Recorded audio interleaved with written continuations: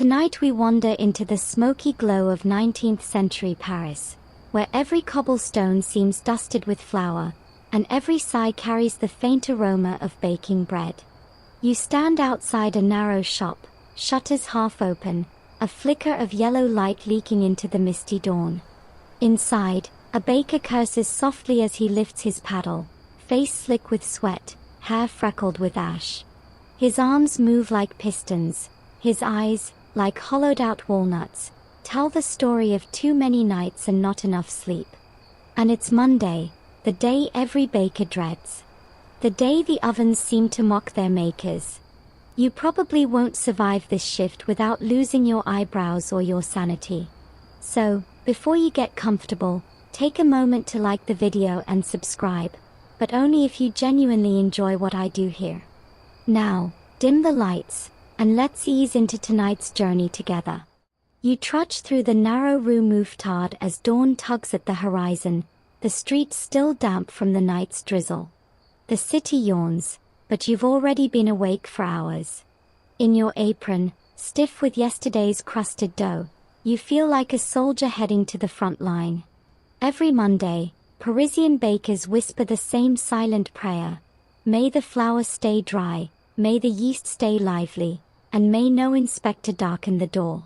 The truth is, in 19th century France, bakers feared Mondays for good reason. Sunday meant endless loaves, queues out the door, and no pause for breath.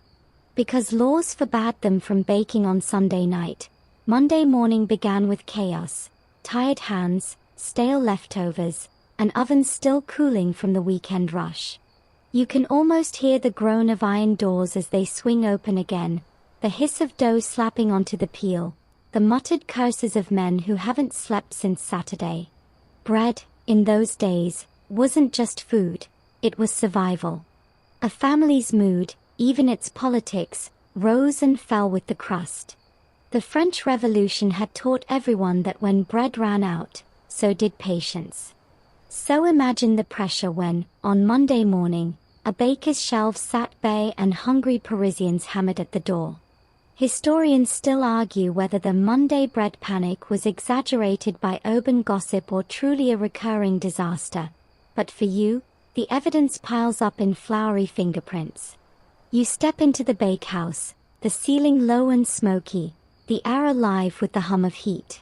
Wooden troughs groan under the weight of fermenting dough, alive, bubbling, unpredictable. There's a rhythm to it, like jazz played by the half-dead. Scoop, slap, fold, repeat. The walls are lined with racks of cooling loaves, their crusts whispering as they crackle. Someone's spilled water near the coals, and a hiss of steam fogs your vision. For a heartbeat, you think it's snowing breadcrumbs. A mainstream fact to ground you. By the early 1800s, there were over 3,000 registered bakers in Paris, each bound by regulations dictating when and how they could work. Monday was the only official day of rest for many trades, but for bakers, it wasn't rest. It was recovery, repair, and regret. You remember hearing that Napoleon's code had turned the old bakers' guilds into a strict hierarchy, where even taking a nap could be seen as laziness or rebellion. The one your master baker laughs about after too much wine. Some believed Monday dough behaved differently, as if the yeast itself resented being disturbed. Monday bread rises in protest, they'd say. And maybe it did. With humidity still heavy from the Sunday bake, the dough turned sticky, unpredictable, prone to tearing. You can almost hear it sigh as you knead it, like it knows what day it is. Out on the street, a milkman curses his mule, and the bells of Saint-Étienne ring the hour. The clang echoes through your bones, reminding you that while Paris wakes, you've already lived half a lifetime today. You glance at the apprentice beside you, a boy too young to understand exhaustion, too stubborn to admit it. He hums under his breath, a silly tune about a cat who stole a baguette. You'd laugh if your arms weren't burning. Someone brings up the rumor again. A baker in Montmartre who went mad one Monday, shouting that his loaves were conspiring against him. You roll your eyes, but secretly, you understand. Sleep deprivation has its own kind of poetry. You once tried counting loaves instead of sheep and woke up face first in a bag of rye. The smell of burning crust snaps you back to the present. You yank a paddle from the oven, narrowly saving a row of pain de campaign from charcoal destiny. Your master grumbles, tossing you a damp rag. His seen worse. The ovens are capricious beasts, wood-fired, stone-lined, and full of mood swings. One corner bakes too hot, another stays cool. You've learned to rotate loaves like constellations, tracing invisible maps through the heat. A stray cat prowls by the door, eyes gleaming, tail brushing against sacks of flour. You envy its freedom. It doesn't care about guild rules or rising times or customers complaining that yesterday's baguette was too pale. You mutter a joke to yourself. The cat's probably got better work-life balance than I do. And the apprentice snorts mid-need. Humor is the only yeast that keeps your spirit from collapsing. You pause a moment, leaning on the table, and think about how strange it is that fear can attach itself to a day. Monday, a mere construct on a calendar, becomes an omen. Historians still argue whether this dread was superstition or symptom, a cultural echo of overwork, underpay, and impossible expectations. But as the sun finally spills through the window, washing everything in tired gold, you don't need scholars to tell you why bakers feared Mondays. You live it. By mid-morning, the city has caught your scent. Customers drift in, half-dressed, clutching coins, demanding croissants that don't yet exist. You try to smile, handing over yesterday's rolls, hoping no one notices. You hear whispers about fines for selling day-old bread, but what else can you do? You can't bake faster than time allows. Then, as the rush eases, you steal a moment by the back door. The street hums with life, and you breathe in the mix of yeast, coal, and rain. The apprentice hands you a cracked mug of weak coffee. You sip it slowly, eyes half shut, pretending it's peace. You think of all the Mondays to come, stretching out like loaves waiting to rise, and you wonder, if fear has a scent, maybe it smells like overbaked crust. The cat curls at your feet, and for a fleeting moment, the world feels still. But somewhere in the back of your mind, you hear the master's voice again, rest later. The dough waits for no one. You drag yourself back inside before the last sip of coffee cools, because the dough doesn't care about philosophy. It just keeps breathing, swelling, demanding your attention like a spoiled monarch. The air is thick with the scent of scorched grain and determination. Mondays aren't merely difficult. They are structured disasters, built by law, shaped by politics, and needed by bureaucracy until even rest becomes labor. You hear the master mumbling about la loi du pain, the law of the loaf. Every baker knows it, every apprentice curses it. Back in the days of the Napoleonic Code, the French government declared bread too important to be left to chance, or to the free will of the people who baked it. Bread was national stability. Bread was politics you could chew. The state regulated flour prices, set minimum loaf weights, and, crucially, decided when bakers could and couldn't work. The result: you get one supposed day of rest, Monday, but it's really a trick. On paper, that Monday is sacred. No sales, no ovens, no exceptions. But in practice, it's chaos disguised as mercy. You're expected to scrub every surface, repair your tools, sift through sacks for weevils, and recalcify the oven stones that cracked during Sunday's frenzy. Rest, in the baker's dictionary, means everything except sleep. You glance at the apprentice mopping up spilled dough water, and his eyes have that same glassy, dazed look of a man who's just met eternity and found it sticky. A mainstream fact for you to chew on: the Napoleonic Code, established in 1804, abolished the old medieval guilds, but it didn't abolish control. Instead, it replaced tradition with administration. Bakers, once semi-autonomous craftsmen, were now under police surveillance, literally. The Préfecture de Police kept ledgers of every bakery in Paris, recording who baked, how much, and when. The bread police weren't a metaphor, they were men with clipboards and authority, sometimes walking in unannounced, sometimes lurking near the door like tax collectors who smelled of smoke. Supposedly, some bakers found ways to bribe inspectors with free loaves, carving secret symbols into the crust so the right ones would accidentally fall into official hands. Whether that's true or just the flour talking, who can say? Historians still argue whether these tales of bread bribery were urban myths or acts of quiet rebellion against a government obsessed with its baguettes. You reach for a bucket of water to wash your hands, and the steam rises like a ghost of every baker who cursed the same laws before you. Mondays aren't feared because of work, they are feared because of the illusion of control. The government tells you to rest, but your customers won't hear of it.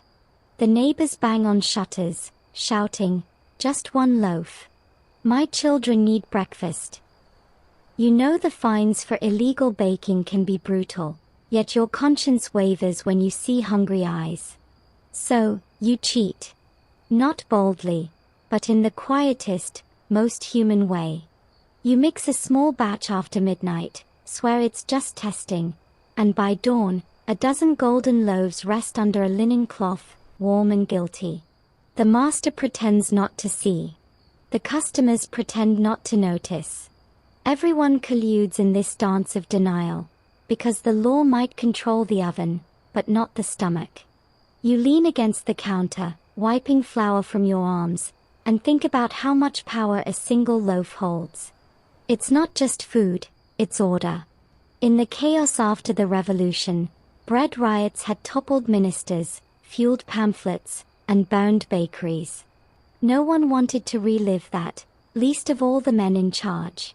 So they regulated bread as if it were a weapon, and maybe, in a way, it was.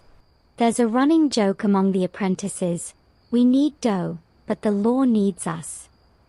You chuckle quietly at that one as you glance up at the old wall clock, its hands trembling as if even time itself fears the oven. You recall your master's story of his own father, who supposedly slept standing upright one Monday and never fully woke again. The old man used to say that bakers die twice, first from exhaustion, then from paperwork. Outside, you hear the rhythmic clop of horses pulling flour wagons, the air punctuated by the rattle of metal wheels over cobblestone. Paris hums with commerce, and the smell of other people's breakfasts drifts through the cracks. Coffee, butter, something fried. You sigh. Those people will never know how much law sits in their croissant, how much regulation hides in the butter's fold. The apprentice pipes up, "Why can't we bake whenever we want?" You grin, because you remember asking the same question years ago. Because, you tell him, the government thinks we'll take over France if we're allowed to. He blinks, not sure if you're joking. Think about it, you say, we control bread. Bread controls the people. We're basically running the country, just unpaid. That earns a sleepy laugh, and you can almost feel the tension lighten, like dough after its second rise. Humor keeps the bitterness from sticking. You both turn to the ovens again, brushing ashes from the stone, preparing for another test batch. The Monday air feels heavy, as though the walls themselves know they're part of a larger system, a network of bakers bound by invisible red tape. A knock at the door interrupts your thoughts. You freeze. Everyone does. It's the sound no baker wants to hear on a Monday, the inspector. You can tell by the rhythm, firm, deliberate, impatient. Your master glances at you and mutters, "Hide the extra loaves." You shove the still warm batch under the counter just as the door creaks open. A man in a stiff hat steps inside, mustache bristling with authority. His gaze sweeps the room, lands on the cooling racks, lingers a heartbeat too long. "Early cleaning, eh?" he says. You nod. He taps the oven door with his cane, listening for hollow echoes. Make sure those stones stay cold today, he warns. We wouldn't want to think anyone was baking illegally. The pause after illegally drips with implication. You manage a tight smile. The inspector lingers one moment longer, then turns and leaves, his boots clicking like punctuation marks on the cobblestone. You exhale. The apprentice collapses onto a sack of flour, laughing in disbelief. One day, he says, I'll bake on Monday and invite the whole neighborhood. You grin, picturing it. Paris filled with the forbidden scent of fresh bread, 1,000 bakers laughing at the law. But for now, you wipe your hands, glance toward the ovens, and whisper, not today. Still, a strange thought lingers. Maybe the real reason bakers fear Mondays isn't exhaustion or inspection. It's the thin line between defiance and survival. You live your life at that edge, where law meets hunger, and every Monday morning feels like a balancing act between duty and rebellion. The cat meows, as if seconding the thought. You toss it a crumb of guilt-laced crust and wonder if, somewhere in the city, another baker's heart beats in rhythm with yours, half hopeful, half haunted, waiting for Tuesday like a sunrise. You stretch your aching shoulders and catch a glimpse of the sunlight sliding through the narrow window, a thread of gold weaving through the dust. It's still early, though your body feels like it survived a siege. The smell of half-burned oak lingers, mingled with sweat and yeast, a perfume that only a baker could mistake for comfort. You could almost laugh if your arms didn't weigh as much as flour sacks. Sunday has ended, but not really. Its ghost clings to everything, the soot-black oven mouth, the crusted tables, even the wrinkles beneath your eyes. The Sunday bake was supposed to bring profit, a rush of customers, baskets emptied and hearts full. But it's a double-edged blessing. The demand is relentless, and there's never enough sleep between the last baguette sold and the first dough mixed again. You've survived another Sunday, but Monday is your penance. Sunday nights are supposed to be for rest, at least that's what the law says. No baker is allowed to fire an oven once the church bells announce Vespers. It's meant to honor God, but mostly it honors exhaustion.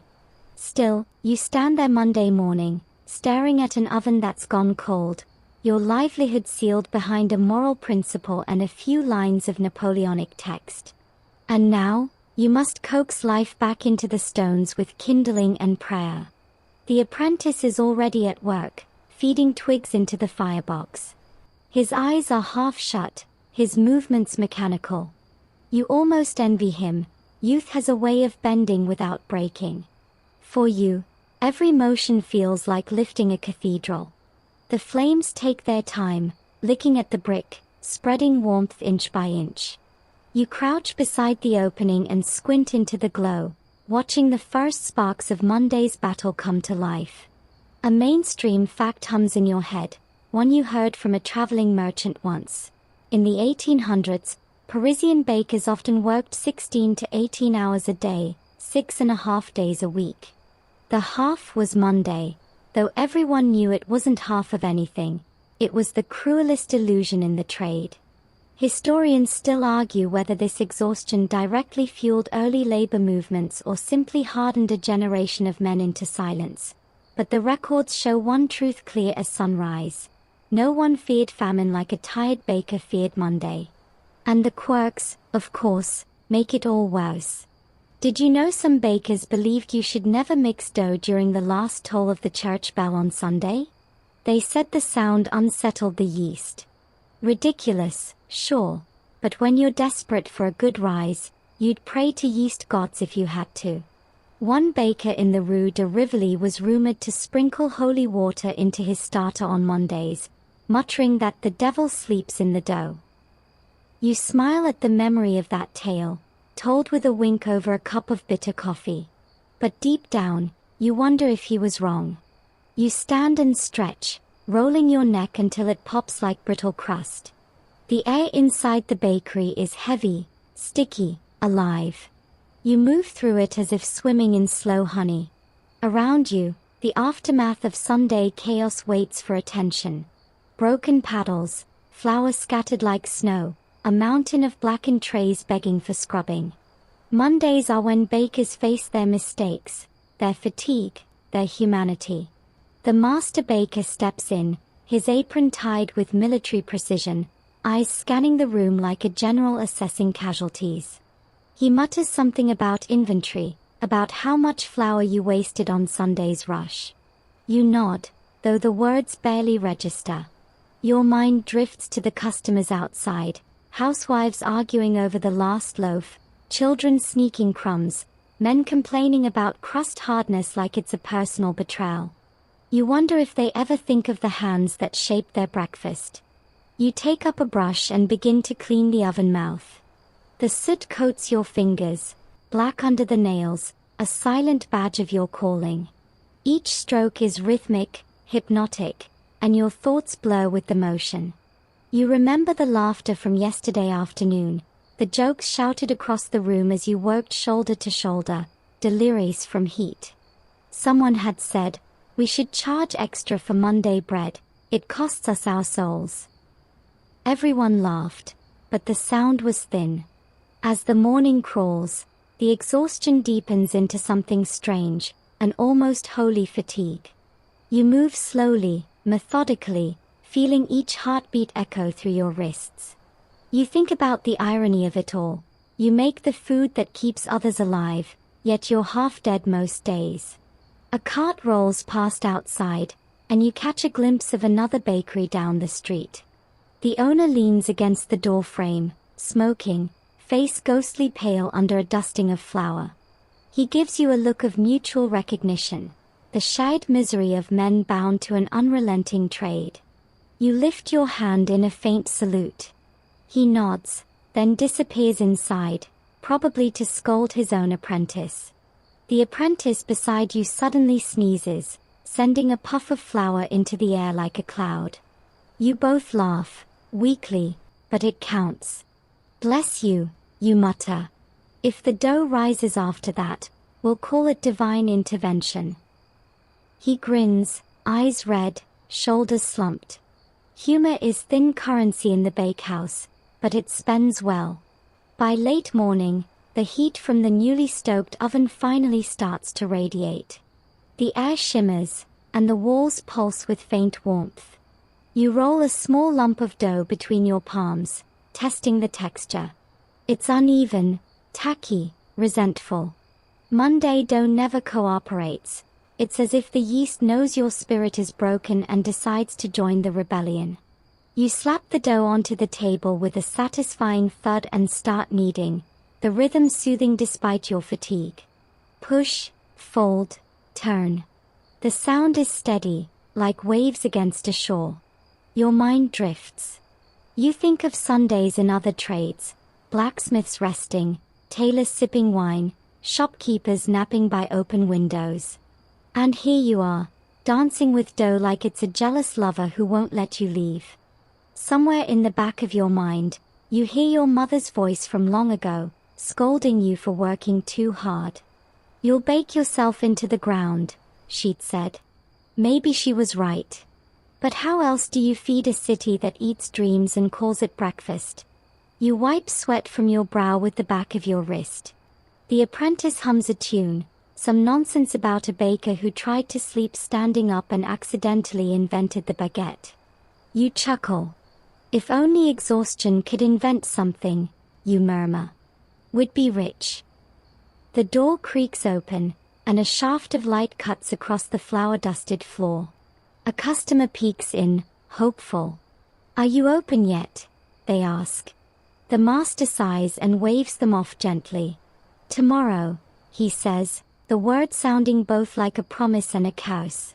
When the door closes again, silence settles heavy. You glance at the fire, steady now, glowing orange-red, and for a brief, deceptive moment, you feel proud. Monday may mock you, but you've survived another start. The city will eat again because you refused to rest. As you wash your hands in the basin, watching the white water swirl into gray, you think, maybe that's what Mondays really are, not curses, but reminders that the world runs on tired hearts. You smile, faintly, as you reach for another lump of dough. After all, the day is still young, and the ovens are just beginning to remember who they serve. The morning haze thickens into a lazy shimmer, and Paris begins to hum in that familiar Monday rhythm, vendors shouting, carriages clattering, pigeons plotting. You stand at the bakery doorway, leaning on the broom, half listening to the world outside while your thoughts knead themselves into slow, doughy shapes. Monday might smell of ashes and regret, but it also carries something else. Tension, the invisible thread between survival and scarcity. You see, in 19th century France, flour wasn't just an ingredient. It was a weapon, a currency, and occasionally, the spark for a full-blown riot. You hear whispers of it even now, floating between bakers like ghost stories told over cooling racks. Les guerres de la farine, the flour wars. And though those uprisings technically belong to the previous century, their echoes still haunted every sack of milled grain stacked in your shop. You run your hand over one such sack, rough burlap scratching your palm, and you think about how fragile the line is between full shelves and empty bellies. Flour prices were never stable. One bad harvest, one greedy merchant, one political argument too many, and suddenly, the cost of a loaf could double. Customers never blamed the weather, of course. They blamed you. Historians still argue whether bakers were villains or victims during those times. The government claimed you hoarded flour to drive up prices, while bakers swore the wholesalers were the real thieves. In truth, everyone was a little guilty and a lot desperate. When grain prices rose, riots followed like thunder after lightning. You've heard old men mutter that bread has toppled more kings than bullets ever could. You sweep slowly, tracing the floorboards like you're sweeping history itself. The apprentice watches from behind the counter, nibbling on a piece of stale brioche. You raise an eyebrow. Breakfast. He grins sheepishly. Waste not, want not. You roll your eyes but let him finish. After all, in this trade, even crumbs have value. A mainstream fact slides into your weary brain. By the mid-1800s, the French state monitored flour production with obsessive precision, fearing any repeat of the food shortages that had once fueled revolution. Every sack had paperwork, every bakery had quotas. Police agents recorded flour arrivals like military dispatches. Control the flour, they said, and you control the people. You wonder if that's why every baker's hands shook a little on Mondays, because control was an illusion measured in ounces. And yet, there's always a story to make you laugh, even here in the shadow of scarcity. One provincial baker, tired of inspectors and taxes, supposedly disguised his flour delivery as a coffin. He paraded through town pretending to mourn a dead relative, wailing dramatically while hiding 50 kilos of contraband grain inside. When the police caught on, they fined him, of course, but not before half the town applauded his creativity.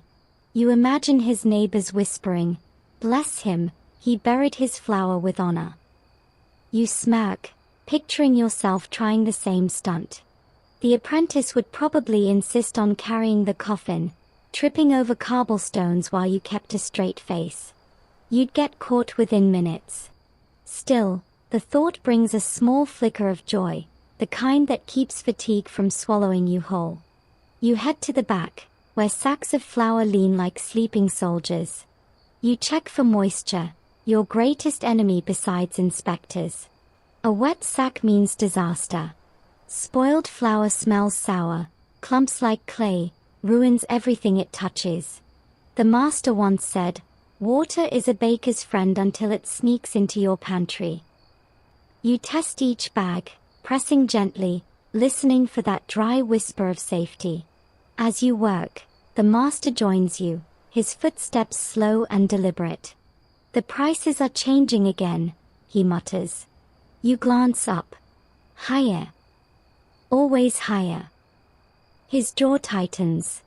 By next week, half the city will accuse us of theft. You nod, because you've seen it before. Customers storming in, shouting, "Why does bread cost more?" As if you personally tax the wheat fields. You can't tell them that the problem starts miles away, in muddy farmland, or in boardrooms filled with men who've never touched dough. There's a saying among bakers, "La farine écoute les rumeurs," flour listens to rumors. Maybe that's why Mondays always feel tense. The sacks seem to hold their breath, waiting to learn whether they'll be blessings or curses. You pat one gently, almost as if it were alive. "Behave yourself," you whisper. The apprentice snickers. "Talking to flour again." You shrug. It listens better than most people. You remember the stories your grandfather told, of riots in the countryside when soldiers tried to seize grain, of women chasing carts through the streets, shouting for justice. He said the air itself seemed to taste of dust and anger. And though decades have passed since those flour wars, something in the air today feels familiar. Maybe history never leaves. It just rises again, like yeast refusing to die. By midday, the shop smells faintly of warmth again. You've coaxed the ovens back to life, the flames dancing like restless spirits. You mix a test batch, hands moving automatically through the ritual. Water, flour, salt, yeast. Simple ingredients that somehow summon both joy and rebellion. You lean on the table, watching the dough come together. It feels like breathing, the slow stretch, the tiny sighs of trapped air. You think about how many lives depend on this humble mixture, how much history hides in its folds. Bread is memory, hunger, hope, all baked together and served by men too tired to taste it. "Do you think the city will ever stop blaming us?" the apprentice asks quietly. You shrug. Blame's like flour, it sticks to whoever's nearest. He nods, processing that in his sleepy teenage way. Then, after a pause, he adds, "At least flour doesn't talk back." You grin. "Not yet. Give it time." A bell rings in the distance, faint but clear. The church announcing midday prayers, or maybe the hour of reckoning. You stretch your arms, feeling every tendon protest. The master walks past, muttering about deliveries delayed by bureaucracy. You can almost see the headlines already. Bread shortage looms. Bakers at fault. Same story, new century. You pause a moment, letting your gaze wander over the rows of unbaked dough. Each loaf to be looks innocent, unaware of the accusations it might one day face. You wonder if people realize that bread doesn't just rise, it endures. It absorbs history like heat, carrying within it all the fears, the laws, the little rebellions that built a nation's kitchen. You wipe your hands, glance toward the street, and spot a young woman passing by with a basket of apples. She smiles as she catches your eye, maybe out of kindness, maybe habit. For a heartbeat, the weight of flour and law and Monday lifts.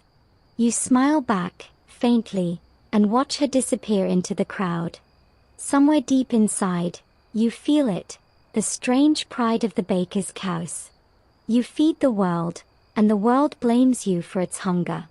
But still, you light the oven again. Still, you trust the dough. Because despite all the fear and regulation, despite the wars and whispers, you know this truth better than any lawmaker. When bread rises, hope rises with it. You can feel the oven's breath on your face long before you stand beside it. It's like leaning in toward a dragon that just woke from a bad dream, hot, temperamental, and faintly insulted that you dared to rouse it. The scent of scorched oak lingers in the air, clinging to your clothes, your hair, even the creases of your skin. You've spent so many years in this heat that you sometimes joke your bones are half-baked. The apprentice laughs when you say it, but you're only half kidding. The ovens are everything here. They are the heartbeat of the shop, the hungry gods you serve. In 19th century Paris, Before gas or electricity tamed the flame, every bakery relied on these monstrous, wood-fired chambers, stone-lined, soot-black, and as moody as their masters. Lighting one isn't work, it's negotiation. You feed it kindling like a peace offering, watch the smoke curl up the chimney, listen for that low hum when the heat finally spreads through the masonry. Your master says you have to red the stones, as if the walls themselves whisper advice. If they sweat too soon, the fire's too hot, if they stay pale, it's sulking.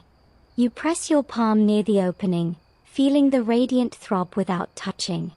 It's a skill you learn over years, the delicate dance between too cold and too cruel. There's no thermometer, no gauge, only instinct and scars. A mainstream fact nudges at the edge of your mind.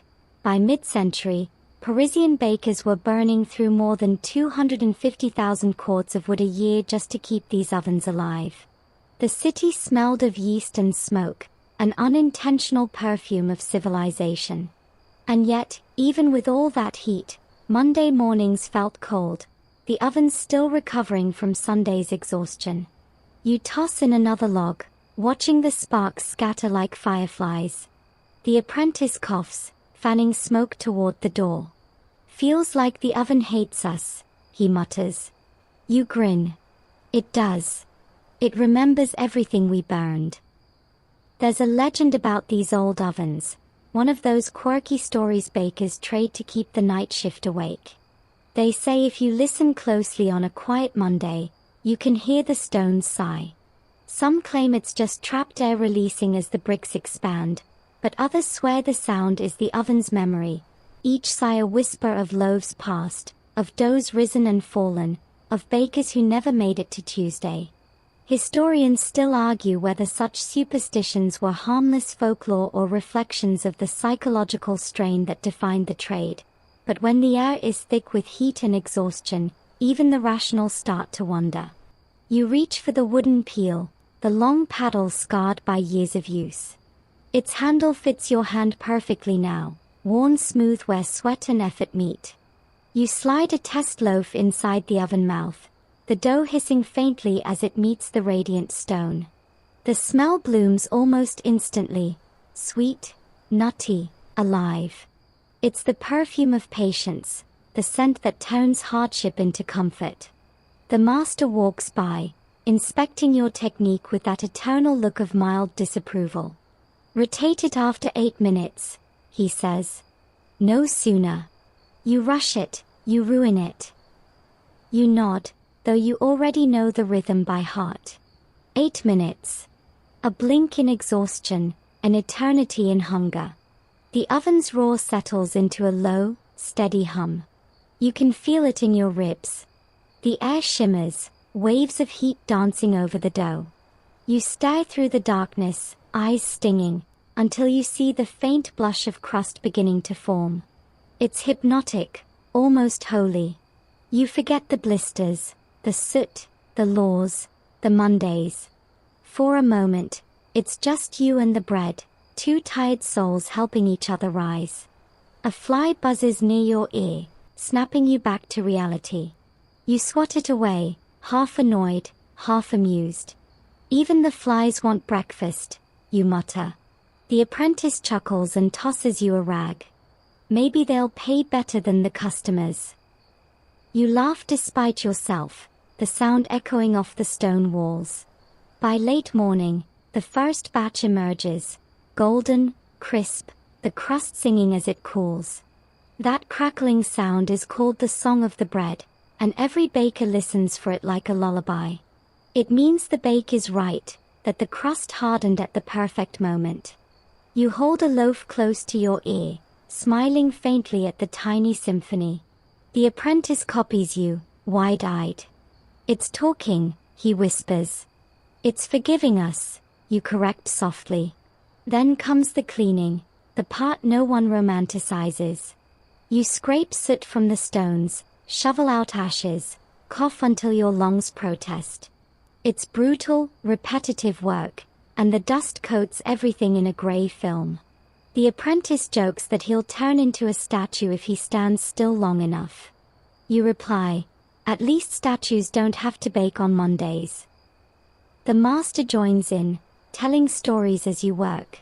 Tales of bakers who once tried shortcuts, using damp wood, firing too quickly, ignoring the oven's moods.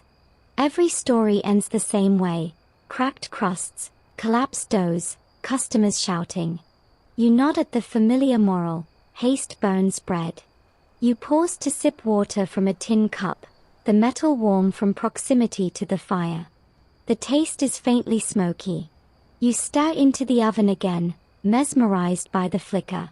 Somewhere deep down, you realize this is your inheritance. Not the shop, not the recipes, but this constant negotiation with flame. Your ancestors fought nature with grain and heat, turning chaos into nourishment. And though the tools have changed, the ritual hasn't. "Do you ever think the ovens are alive?" the apprentice asks suddenly. You smile. "Of course they are. Why else would they misbehave?" He laughs, but there's truth under the joke. Every baker knows the oven has moods, days when it sulks, others when it performs miracles. You learn to treat it like a partner, temperamental but loyal if respected. Outside, the sky darkens with smoke from neighboring bakeries, the scent of 1,000 loaves mingling over the rooftops. The city feels unified in its labor, every corner glowing with the same orange heartbeat. You imagine all those bakers, all those Mondays, all those sighs. It's strangely comforting to know you're not alone in the struggle. You slide another batch in, your movements automatic, graceful even in fatigue. The master nods approvingly. "Good," he says. "You're learning the rhythm." You smile faintly. The rhythm, yes, but also the fear. Because one small mistake, one uneven flame, one distracted turn, and the entire batch could burn. And then, no matter how tired you are, you start again from nothing. By the time the final loaves emerge, your arms tremble, your shirt clings with sweat, and the air tastes of ashen satisfaction. You place the warm bread on the rack, each loaf a small triumph against exhaustion. The apprentice sighs dramatically. "We've survived another Monday morning." You grin. "Bailey, don't celebrate yet, the afternoon shift's worse." He groans, collapsing onto a flour sack. You pat the oven's side as you walk past, leaving a ghostly handprint in soot. "Behave until tomorrow," you whisper. The stone hums in response, or maybe that's just your imagination, stoked by heat and habit. As the flames dim and the shop fills with the fading scent of baked crust, you realize that fear and reverence are the same thing, just baked at different temperatures. You feed these ovens since the day you entered the trade, but you've also loved them for what they give: the quiet magic of transformation, the alchemy that turns labor into comfort. You look at your blackened hands, then at the golden loaves cooling in the light, and you think, maybe Mondays aren't cursed after all. Maybe they're just the price of belonging to the fire. By the time you've stacked the last of the bread on the wooden racks, the shop feels less like a workplace and more like a battlefield after victory, heat still radiating from the ovens, flour settling like gunpowder dust, every breath thick with triumph and fatigue. You drag the back of your sleeve across your forehead, streaking sweat and soot together into what the apprentice calls the baker's war paint. It fits.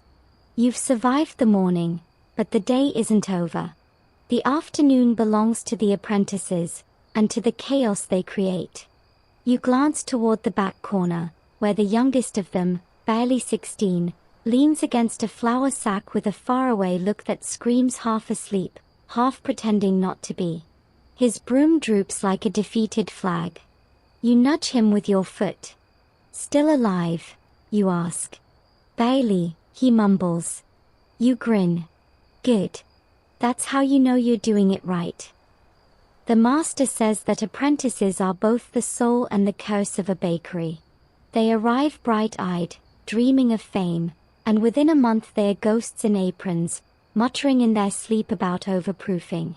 But every baker starts the same way, sleepless, blistered, half-starved, and secretly proud of it. You were no different once. The hierarchy here runs deeper than the oven's soot. There's the master, gruff, immovable, the voice of the old guild traditions. Beneath him, the journeyman, men like you who've proven their skill but haven't yet earned a name on the signboard. And beneath you, the apprentices, a rotating cast of hopefuls, dreamers, and fools who think they can outrun exhaustion. You sometimes envy their ignorance. A mainstream fact floats through your tired mind like a crumb in broth. In 19th century Paris, apprenticeships in baking could last up to 7 years. 7 years of pre-dawn wake-ups, brutal workloads, and wages so low they might as well have been insults. Many apprentices lived in the bakehouses themselves, sleeping beside the ovens for warmth, though warmth quickly turned to suffocation when the fire was too strong. Historians still argue whether this sleeping in the shop rule was necessity or exploitation, but either way, it left its mark on generations of men who learned to dream with soot in their lungs. The apprentice yawns, wide enough to swallow the air itself. You toss him a crust of bread. Eat, you say. You'll need strength for the cleanup. He bites obediently, crumbs scattering down his front like snow. You can't help laughing. You're feeding the floor, you tease. He grins, the defiance of youth flashing for a second. The floor's hungrier than I am. Behind you, the other apprentice, the older one, the clever mischief maker, starts humming an old tavern tune, banging a rolling pin lightly on the counter for rhythm. It's meant to be a march, but in his hands it sounds like mockery. Soon the younger one joins in, and within minutes the bakehouse has toned into a sleepy, flour-dusted concert. You let them play. It's harmless, and laughter is rarer than fresh butter here. There's a rumor you like to tell, mostly to see their eyes widen. One Parisian apprentice, delirious from lack of sleep, supposedly mixed dough with beer instead of water and accidentally invented a new bread so rich and fragrant that the whole neighborhood lined up for it. The story goes he fell asleep mid-knead and woke to find his mistake had turned to genius. Historians still argue whether that tale inspired later recipes for pain de beer or whether it's just baker folklore, but every apprentice secretly hopes for a mistake that makes them famous. You chuckle at the memory as the apprentices bicker over whose job it is to fetch water. You let them argue, it keeps them awake. You remember those years vividly, how you'd sneak moments of rest wherever you could, head against a flour sack, shoes still on, the hum of the ovens lulling you into dangerous half-sleep. More than once, you woke up thinking you'd died and gone to heaven, only to realize heaven smelled suspiciously like burnt rye. The master reappears, arms folded, face unreadable. Less music, more work, he grumbles. The apprentices straighten instantly, muttering apologies. You can't help but smile at his performance. He enjoys their fear more than he admits. Once he's gone, you lean close and whisper, "Sing quieter next time." The dough doesn't like competition. They snort, grateful for the reprieve. Afternoons are for repairs, the quiet kind of work that still hurts. You fix the paddles, patch the baskets, oil the hinges of the oven door. Every item tells a story of labor and wear. You run your fingers over the splintered wood, the smooth spots polished by generations of use, and you wonder how many hands have done exactly this before you. The younger apprentice asks, "Did your master ever make you scrub the ceiling?" You laugh.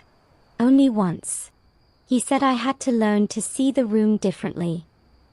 I think he just wanted to watch me fall off the stool." You pause, then add, "Every master has his tricks. You'll have yours one day." The boy frowns, considering that, as if the future is a recipe he can't quite read. Later, when the sun begins to dip, the master grants a brief break. The apprentices collapse in the alley, legs stretched out, shirts open at the neck, the rarest of breezes cooling their skin. You join them, leaning against the wall. The city hums softly around you, the smell of roasted chestnuts drifting from a nearby vendor. For a fleeting moment, you feel like a normal human being instead of a cog in an oven's machinery. You talk quietly, about girls, about football, about the new cafe that supposedly sells coffee strong enough to raise the dead. The apprentices laugh so hard they nearly drop their bread crusts. You savor the sound. There's something pure about laughter between shifts. It's like yeast, invisible but powerful, making the day rise again. Then, inevitably, the bell inside the shop rings. Break's over. The older apprentice groans, the younger one sighs, and you all drag yourselves back inside, where the air is once again thick with heat and routine. As evening approaches, fatigue turns everyone clumsy. A rolling pin falls with a thud, dough lands on the floor, and someone knocks over a water bucket. You start to scold, but stop yourself. They are learning, just as you once did, through mistakes, mishaps, and 1,000 tiny moments of almost giving up. The master finally calls it, enough for today. You exhale, feeling every muscle sag. The apprentices scatter like released birds, though you know they'll return before dawn. You linger a moment longer, gazing at the dimming embers inside the oven. It's strange, you used to think baking was about bread. Now you realize it's about people, masters who never rest, apprentices who never stop dreaming, and the silent rhythm that binds them all. Mondays don't just test your skill, they test your endurance, your humor, your humanity. You turn off the last lamp, and in the flickering half-dark, the apprentice's laughter still echoes faintly. You smile to yourself, whispering a quiet prayer to the flour ghosts that live in every bakery. Keep them safe. Let them sleep. And please, don't let them burn the bread tomorrow. The church bell wakes you before the rooster does. Its slow, solemn toll rolls through the cobbled streets, bouncing off the shop fronts and stone balconies like a reminder that God outranks dough, at least on paper. You groan, tug your blanket over your head, but the bell insists, echoing through your skull until the very idea of sleep dissolves. Beside you, one of the apprentices mumbles something about divine cruelty and turns over. You can't help agreeing. Sundays are for the church, they say. For worship, for reflection, for leaving earthly labors behind. But for bakers in 19th century France, Sundays and holiness make awkward roommates. You're expected to bake through the holy day, because what good is piety on an empty stomach? But then, by law, you must close on Monday to make up for it. And that Monday, ironically, becomes your punishment. You shuffle into the bakehouse, rubbing your eyes, the scent of cold ashes greeting you like an old friend. The master's already there, sitting near the oven, reading the morning paper under the flicker of the oil lamp. His expression is what you'd call devoutly unimpressed. You hear it, he says, nodding toward the bell outside. That's Saint Honoré reminding us he invented irony. You smirk. Saint Honoré, the patron saint of bakers and pastry chefs, was once a bishop, not a baker, but every man in the trade treats him like a mischievous cousin. There's even a Parisian street named after him, lined with pastry shops so fine they could make angels weep. You pull on your apron, still stiff with yesterday's flour, and get to work. Sundays are the busiest days of the week. Churchgoers want fresh bread for their post-mass meals, cafes want rolls for brunch, and every family with an ounce of pride demands the best loaf in town to show off at dinner. So, while others kneel before altars, you kneel before your dough. There's a peculiar rhythm to this holy chaos. The bell tolls in the distance, you fold the dough. The hymns drift faintly through the open window, you stoke the oven. You catch yourself humming along sometimes, though the words blur into muscle memory. A mainstream fact slips into your thoughts. In the early 1800s, France's strict religious calendar shaped nearly every aspect of daily life. Even trades like baking, which relied on continuity, had to bend to the rhythms of feast and fast. During Lent, for instance, demand for plain bread spiked because rich pastries were off limits, while feast days saw a flood of orders for elaborate loaves and sugared buns. Historians still argue whether this sacred scheduling strengthened or strangled the craft. You suspect both. You glance out the window as the procession passes by, priests in white robes, children swinging censers, the scent of incense mingling with the smoke from your chimney. For a second, the two worlds, spiritual and practical, merge in the air, sweet and acrid all at once. The younger apprentice gawks. "Do we have to go out there?" he asks, flour on his cheek like war paint. "Only if the saints start buying baguettes," you answer. He grins. "Then I'll pray for customers." There's a lightness to the morning, a tension between reverence and rebellion. The master mutters that even saints would rather have a croissant than a sermon. You laugh under your breath, careful not to let the parishioners hear. And yet, faith runs deeper here than you'd expect. Every baker knows certain rituals that have nothing to do with scripture but everything to do with survival.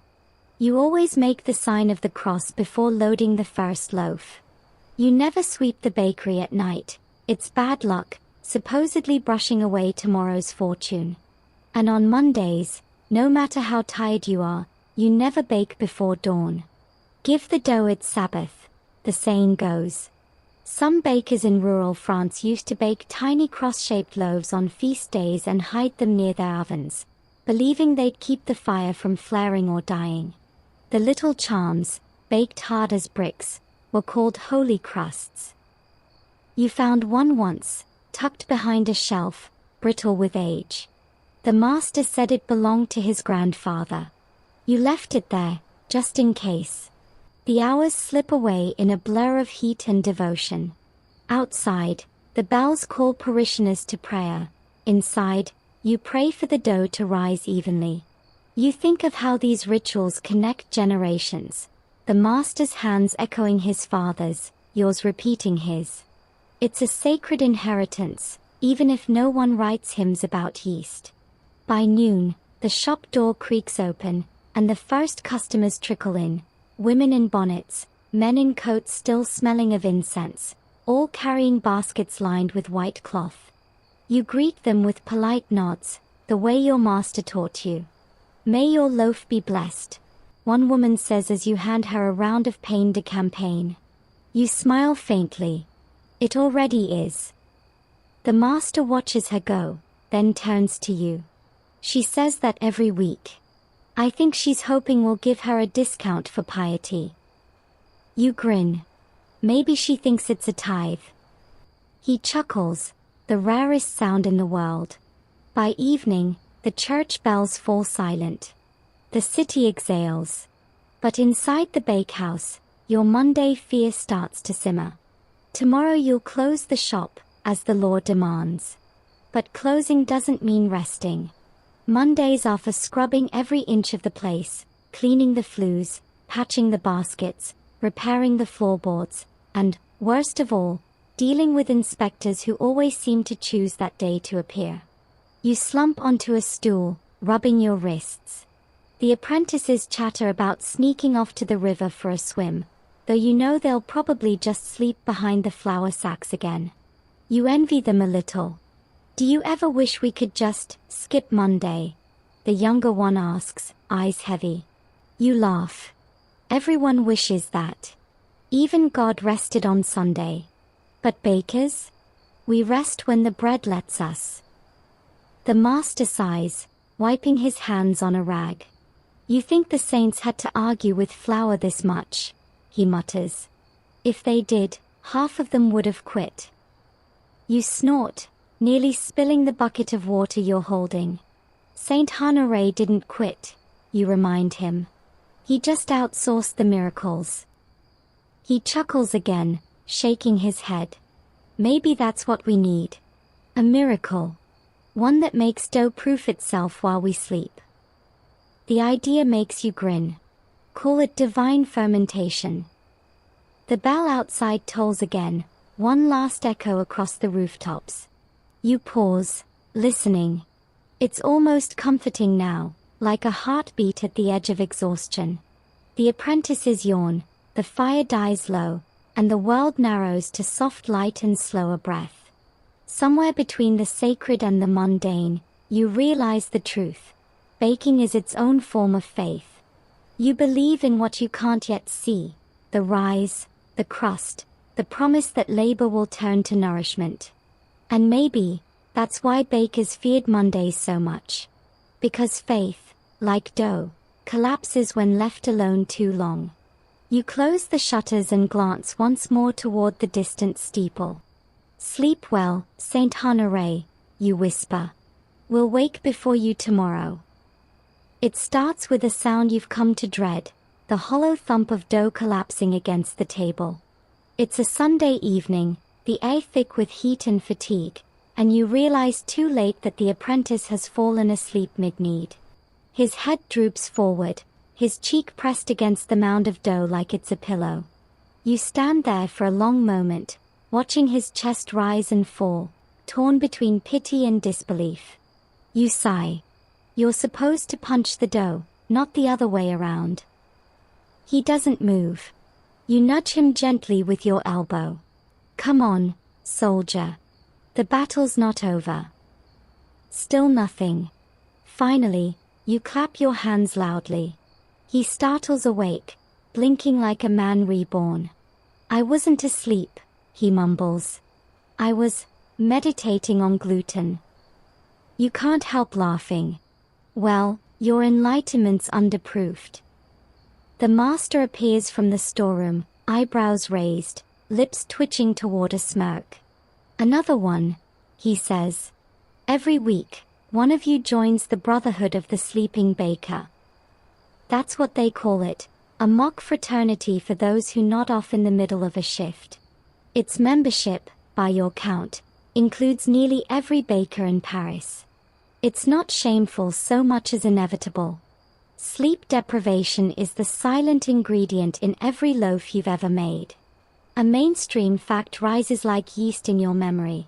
By the mid-1800s, most Parisian bakers worked between 16 and 18 hours a day, often beginning around midnight and finishing well past noon. Many slept only 3 or 4 hours before starting again. Historians still argue whether this brutal schedule was a matter of necessity or exploitation. But either way, it turned bakers into half-waking phantoms, men who dreamed with their eyes open and stirred sugar into tea they forgot to drink. You remember your own first collapse. It was your second month as an apprentice. You'd been shaping baguettes for hours, eyes burning, when suddenly the world tilted. You woke up on the floor, your face dusted with flour, your hands still gripping a lump of dough like a newborn.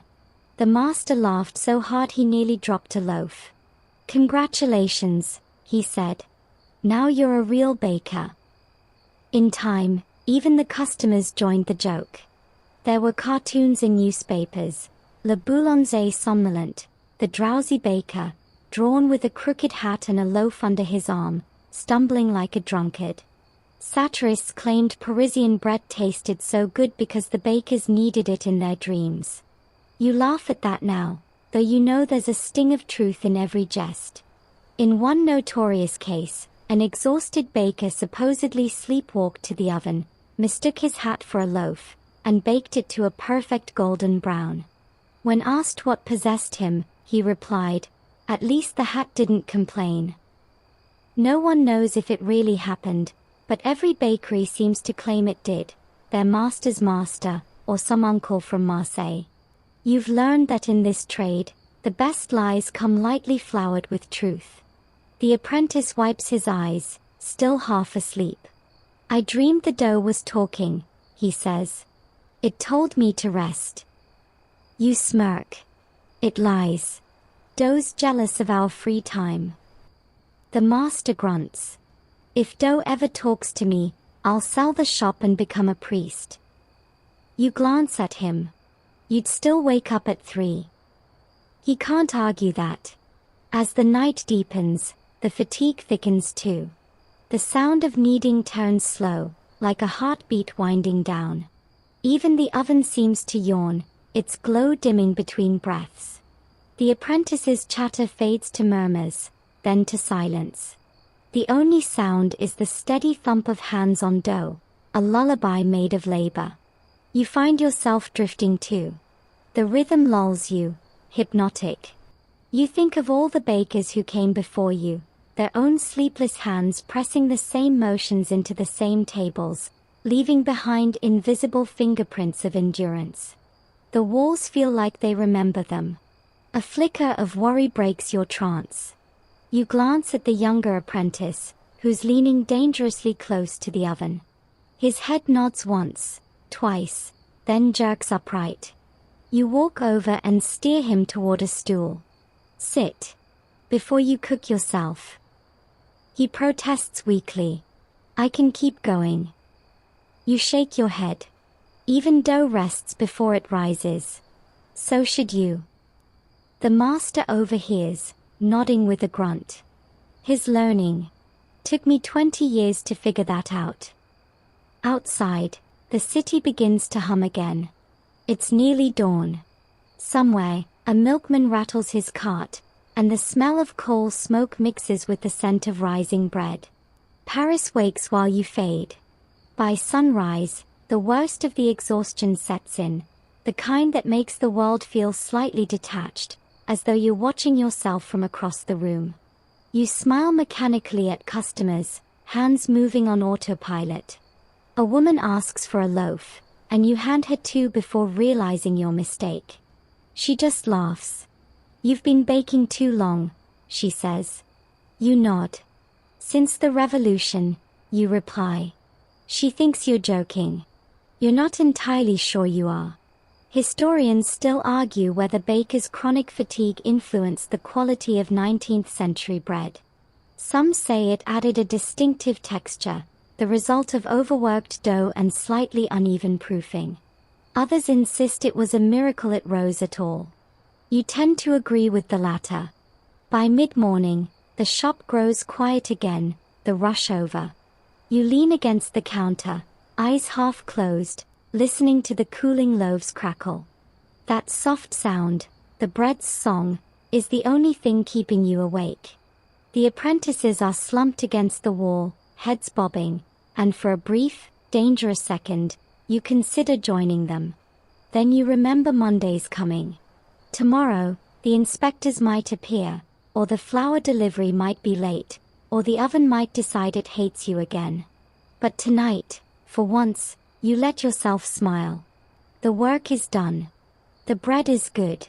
The city smells of warmth and smoke, and your exhaustion feels almost holy. You look over at the sleeping apprentice and think, maybe he's dreaming of a world where bakers get to rest on Sundays like everyone else. Maybe one day that'll be true. But for now, you pat his shoulder gently, leaving a faint print of flour on his sleeve. Sleep while you can, you whisper. Monday's always waiting.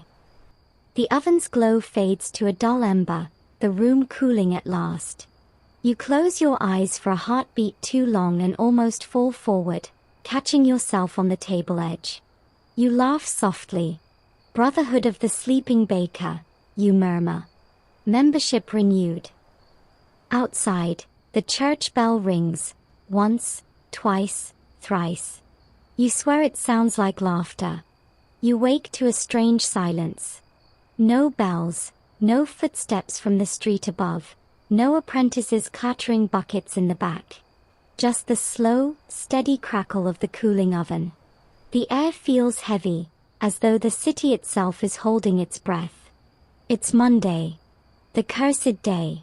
The one day you're not supposed to bake, but somehow still end up working harder than ever. You stretch your shoulders, muscles aching, and glance toward the oven mouth. It looks smaller now, darker. The stones have cooled to a dull gray. You reach out and tap one gently. It's like touching a corpse. The lifelessness unsettles you more than you'd like to admit. For so long, that oven has been your heartbeat. When it sleeps, you feel half dead too.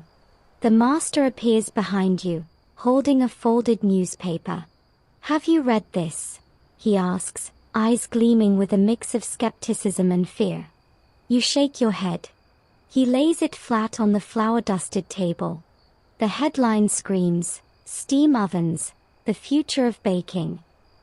You stare at the illustration, an enormous metal contraption, shiny as a knight's armor, surrounded by men in aprons looking far too clean to be bakers.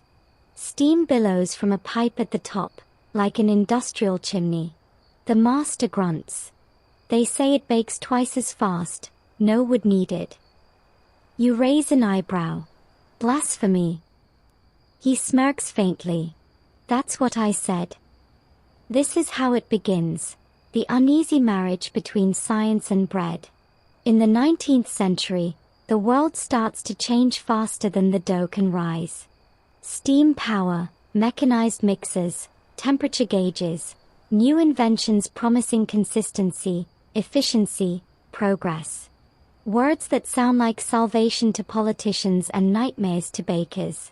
You run your fingers along the edge of the table, tracing invisible lines in the flour. "Do you think it works?" you ask. The master shrugs. "They say so. But they also said margarine would replace butter. Some lies are too cruel to test." You laugh, but something about the whole thing gnaws at you. The idea of steam, of metal doing what your hands have always done, feels wrong, unnatural.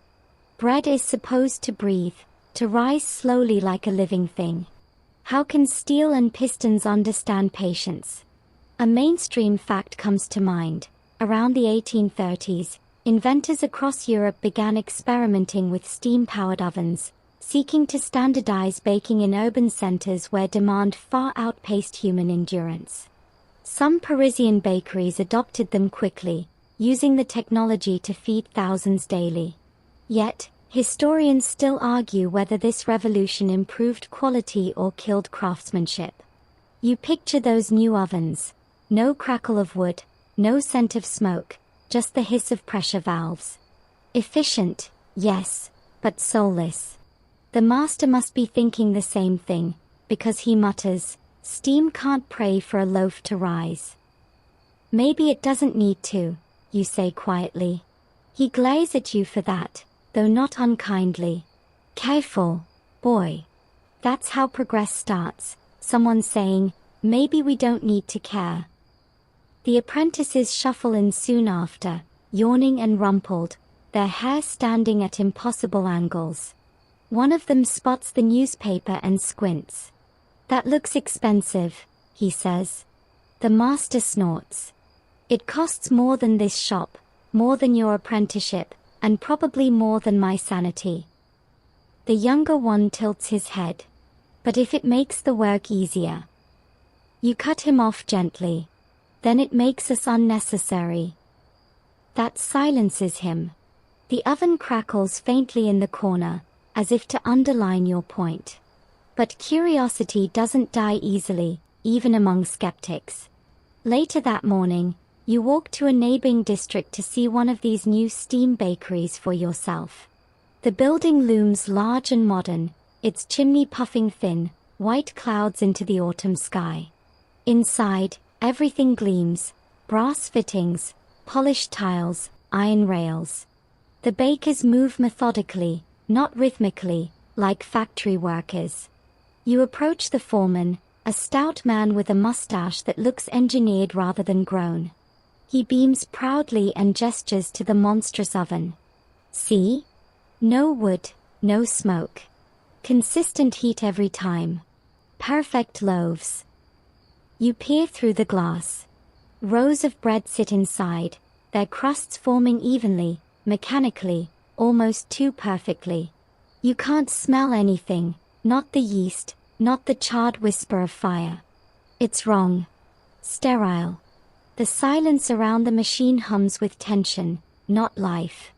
When these ovens first arrived in Paris, some customers complained that the bread tasted too clean.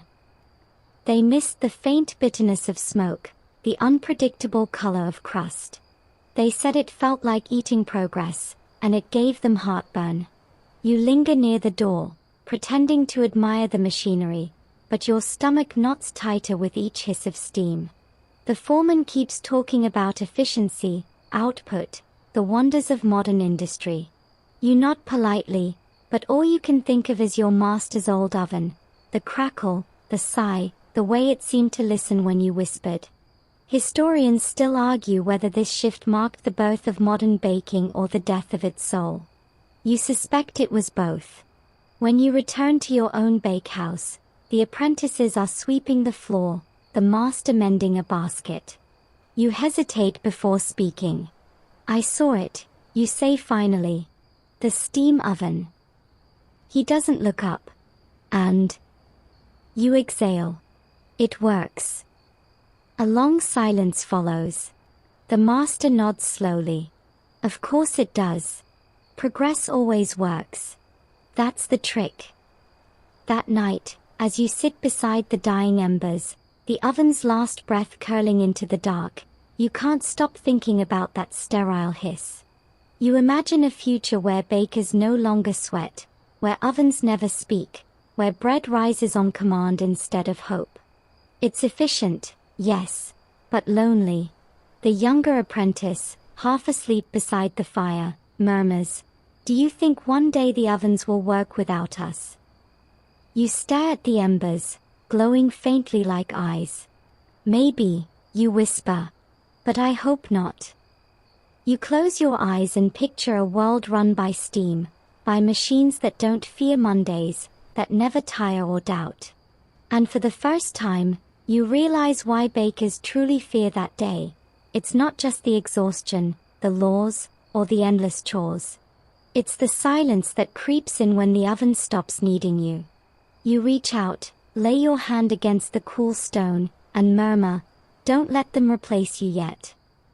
The oven doesn't answer, but the faintest warmth lingers beneath your palm, like a pulse, slow and stubborn. By the time you crawl out of bed, the air already hums with the sound of shouting somewhere down the street. You hear words like hours, wages, and rights, the same chorus that's been spreading through Paris these past few years like flour dust in sunlight.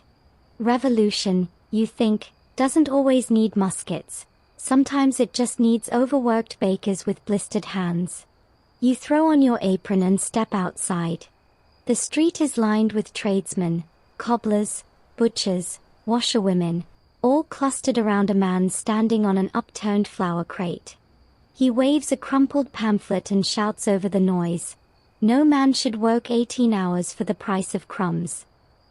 The crowd roars its agreement.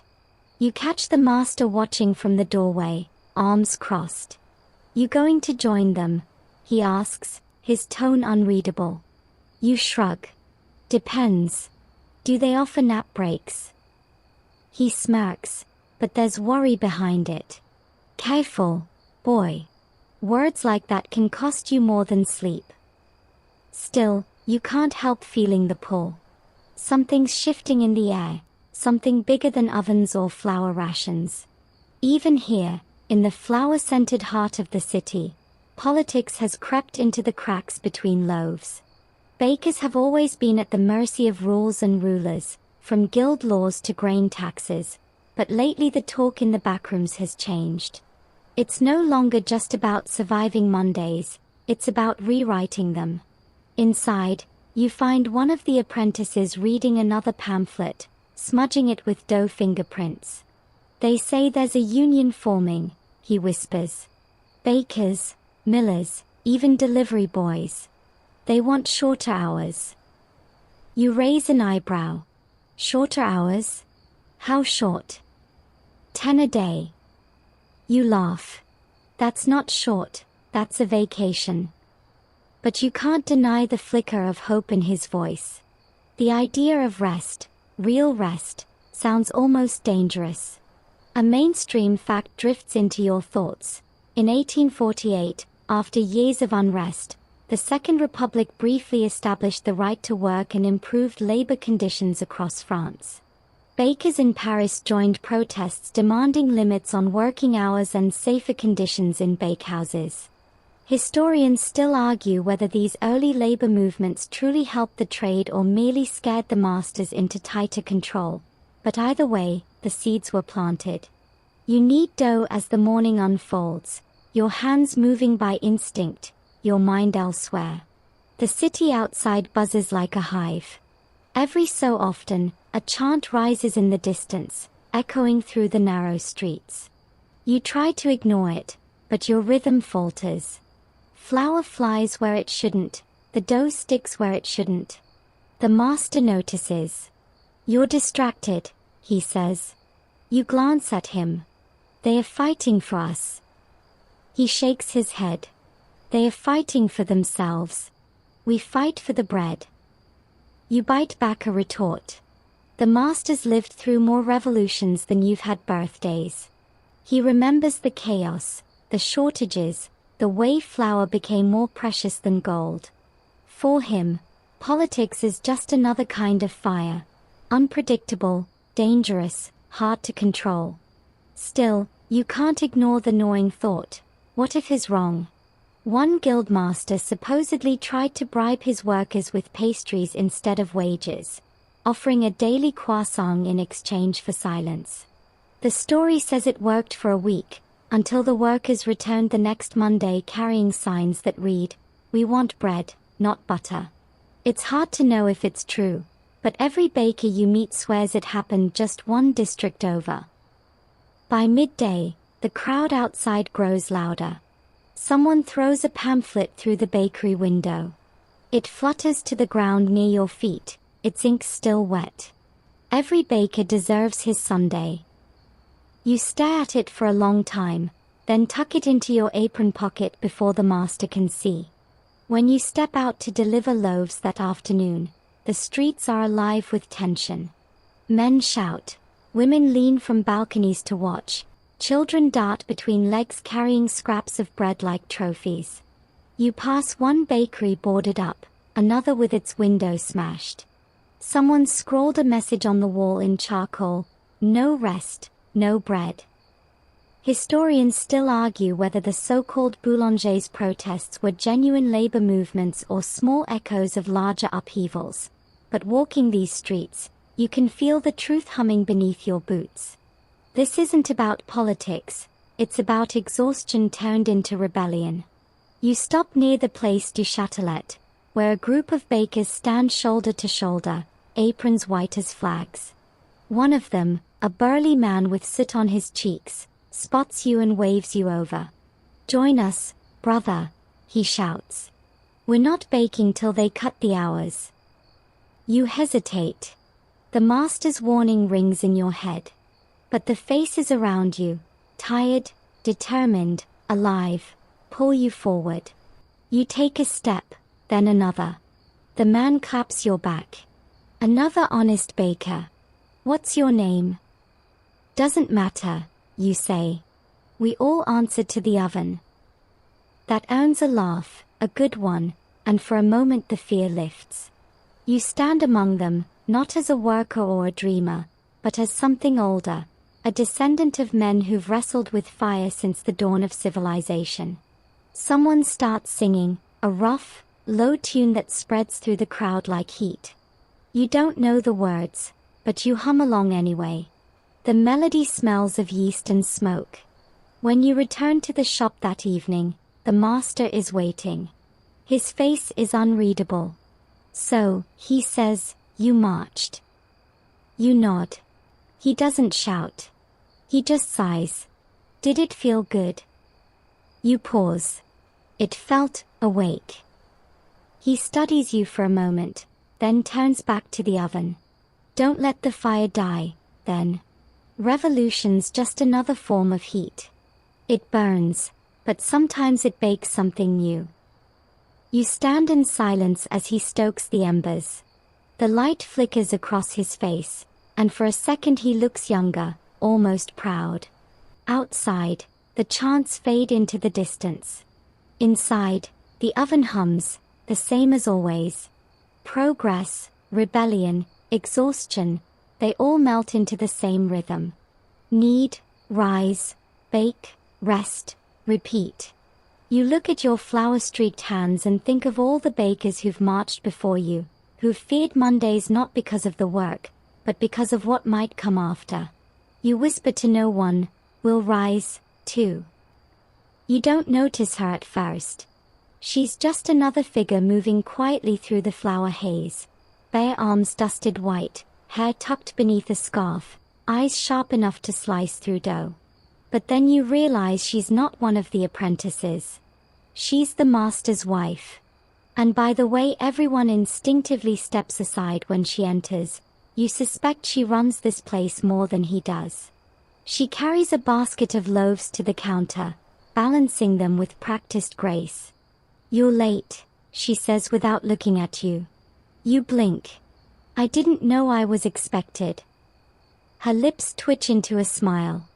In this shop, everyone is expected. Even on Mondays. You start to help, sliding loaves onto the cooling racks. She nods approvingly. "Good hands," she murmurs. "Not many of those left." It's strange, you've been here months, maybe longer, and never really seen her like this. The master talks as though he built the place with his bare hands, but she moves through it like the walls listen to her. You start to understand that this bakery, like so many others across 19th century France, is really powered by women. In the city records, they are rarely mentioned. Wives, daughters, sisters working beside the men from midnight to dawn. But their hands shaped just as many loaves, scrubbed just as many tables, soothed just as many burns. They handled the books, charmed the customers, even kept the ovens going when their husbands collapsed. You glance at her again, quietly impressed. "Do you ever rest?" She laughs softly. "Rest? That's a rich man's pastry." That earns a grin from you, but there's truth behind her joke. Women in this trade worked constantly, often unpaid, their labor written off as helping. A mainstream historical fact. By the mid-19th century, census records in Paris list women as assistants in nearly half of all bakeries, though many were de facto managers. Historians still argue whether that was liberation or just another form of invisible servitude.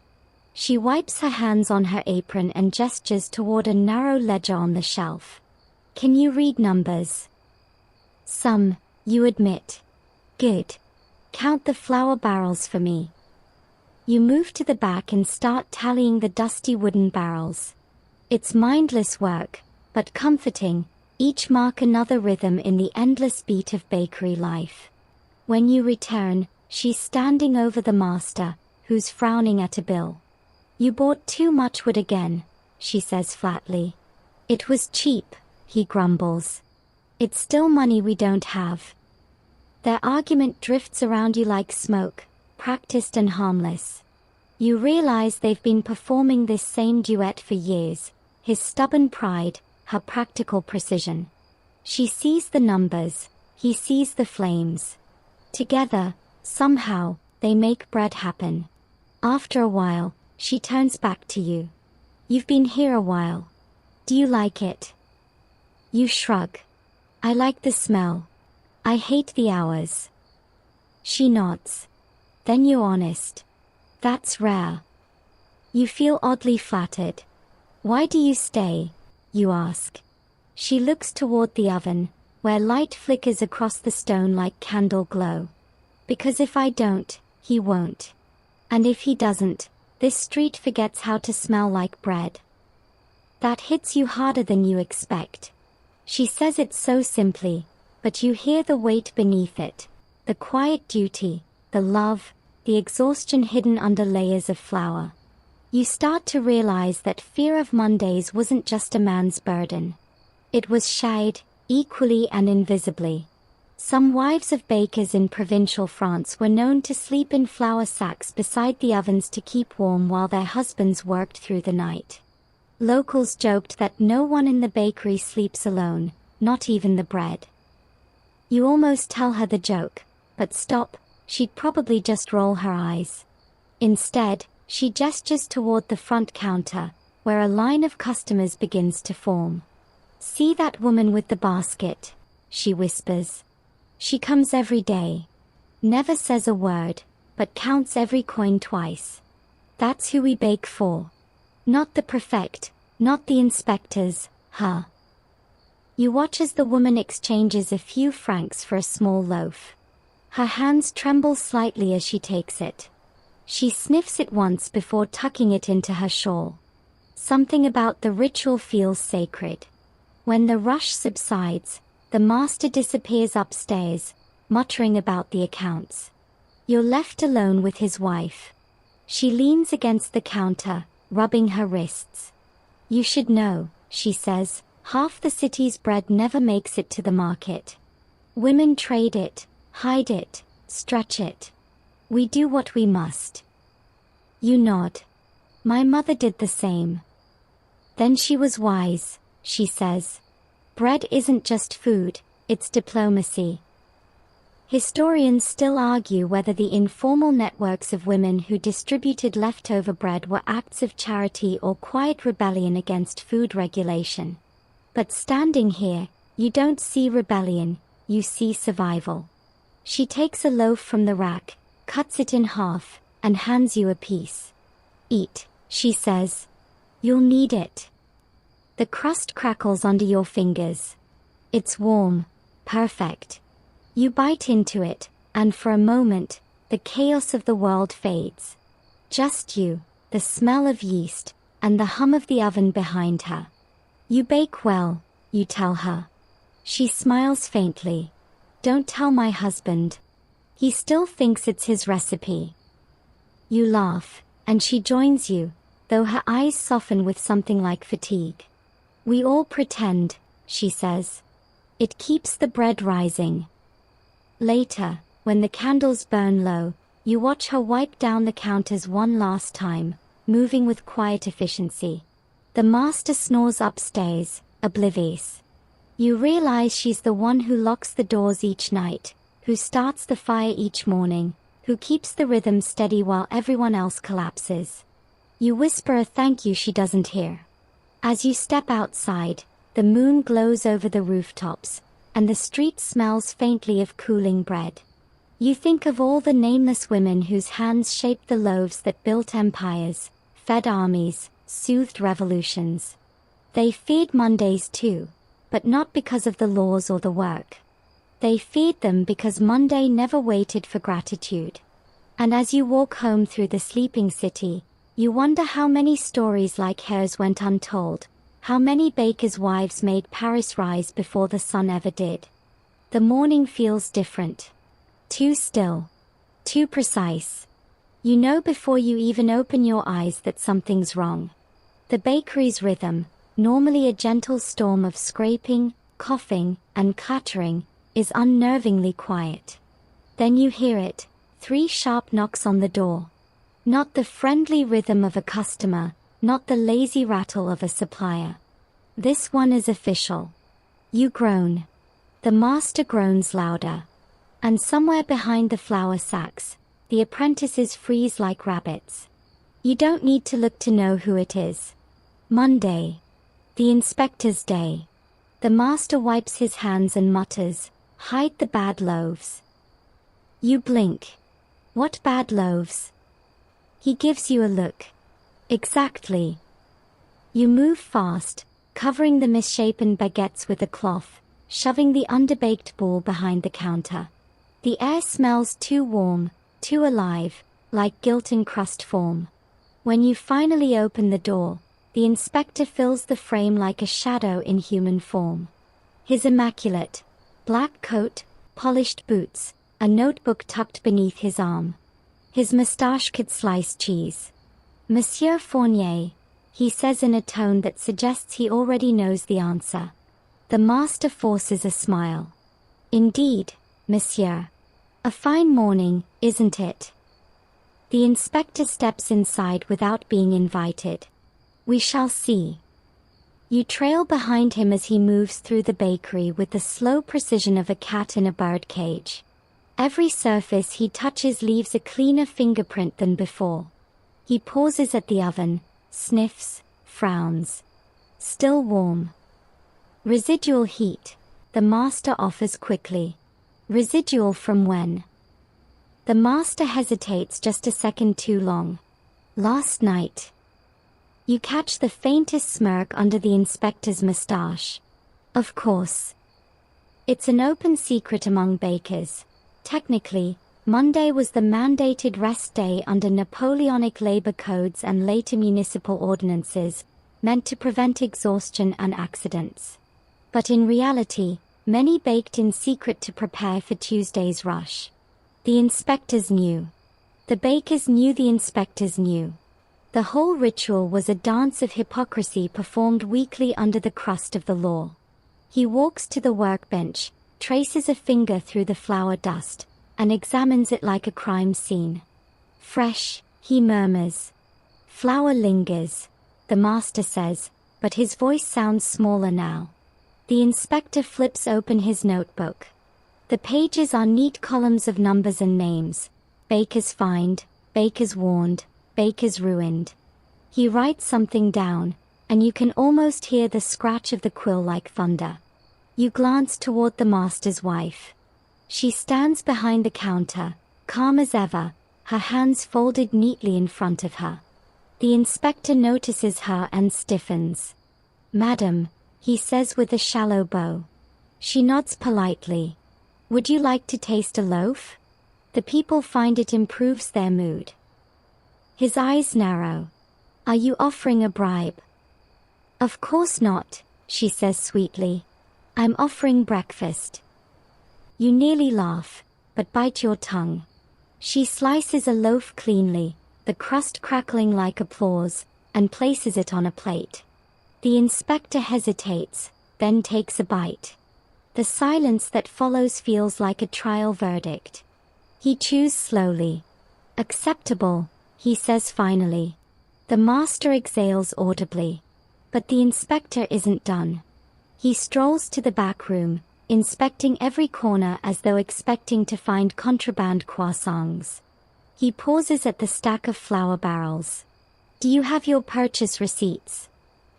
"Of course," the master says quickly, rummaging through drawers. He finds a handful of crumpled papers, passes them over. The inspector studies each one with exaggerated slowness. He murmurs. "And this one, 2 barrels from the Rue de la Verrerie, purchased Sunday evening." The master hesitates. "It was delivered late." "Delivered, yes," the inspector says, "but purchased illegally during restricted hours." You can feel the temperature drop. The master opens his mouth, but the inspector raises a hand. "No need to protest. I know how hard the trade is. You have my sympathy. But the law must maintain order." He closes the notebook with a snap that echoes like a gavel. You've heard stories of this before. Inspectors making surprise visits, fining bakers for working too long, or worse, shutting them down for breaking the Monday rest rule. There was one in Lyon who supposedly fined a man simply for lighting his oven too early. Rumor says an inspector once ordered all loaves destroyed because they were baked on a day of fatigue, as if bread could absorb tiredness like a sponge. Historians still argue whether these laws protected workers or just controlled them, but the outcome was always the same: fear. The master's wife steps forward again, voice calm. "Monsieur, perhaps we could, how shall I say, clarify the misunderstanding over a cup of coffee." The inspector blinks. "Coffee?" "Black," she says, already pouring. "With sugar. You look like a man who prefers order even in his drink." He hesitates, then accepts. As he sips, she keeps him talking, about regulations, about flour prices, about the weather, anything to keep his pen still. You watch her with quiet admiration. She's doing what she does best, turning tension into civility. After a long pause, the inspector closes his notebook again, softer this time. "Very well. I shall return next month. Do ensure that next Monday your oven remains cold." "We'll let it freeze," the master says solemnly. The inspector adjusts his hat, nods once, and steps outside. The moment the door shuts, the entire bakery exhales as one. The master sinks onto a stool. That, he mutters, was close. You look at his wife. You saved us. She shrugs modestly. I simply served coffee. The master laughs weakly. You could serve poison and they'd thank you for it. You can't help but smile. But behind the relief, a question lingers. How long can this charade last? The city grows stricter every year, more modern, more efficient. Steam ovens are replacing coal, inspectors are multiplying like yeast, and Monday, the one day bakers once feared, has become a weekly ambush. Later, as you sweep the flour from the floor, you find the inspector's boot print near the door. Perfectly outlined, crisp in the powder. You stare at it a moment before brushing it away with your broom. It's gone in seconds, but the tension it left behind lingers like smoke. You glance toward the oven, quiet again, innocent, pretending it wasn't part of the crime. You'd betray us too, wouldn't you? You mutter under your breath. The faint pop of cooling stone is your only reply. Outside, the street resumes its normal rhythm. But inside, everyone moves slower, quieter. Mondays, you realize, aren't just cursed, they're watched. And fear doesn't just live in laws. It lives in eyes, in notebooks, in the soft scrape of a quill marking another name on a list. You look up and whisper, half to the oven, half to yourself. Next week, we'll bake earlier. Before dawn. Before they can find us. The master's wife hears you and smiles faintly. That's the spirit, she says. Just don't let him smell the crust. When the city grows too loud, too full of inspectors and revolutions and gossip, you find yourself longing for silence. So one spring morning, you pack your apron, a small sack of flour, and a loaf for the road, and you walk. Past the walls of Paris, past the smoke and the shouting, until the air smells of earth instead of ash. The cobblestones fade to dirt. The wind tastes like freedom and faintly of butter. You don't have a destination in mind, just the vague idea that somewhere beyond the city, bakers still bake without fear of Mondays. And for a while, it almost seems true. The first village you reach is nestled between rolling hills and orchards in bloom. A river hums nearby. The bakery sits right on the square, a squat stone building with a green door and a crooked sign shaped like a loaf. Inside, a bell jingles as you enter. The smell hits you like nostalgia itself. Warm, honest bread, touched by wood smoke and a hint of apples. A woman behind the counter looks up and smiles. You're not from here. You shake your head. Paris. Ah. She says it like it's both a curse and an apology. You tell her you're a baker, and her eyes light up. Then you'll want to see my husband. He's out back, stoking the oven for Saint Honoré. You blink. Saint Honoré? The baker's saint. She nods proudly. Tomorrow's his day. Every year, we bake from dawn till dusk, and on Monday, we rest. You grin. You actually rest. Of course, she says. Saint Honoré forbids us to knead on his week. So there it is, a Monday tradition, but not one born of law or fear. Here, it's holy.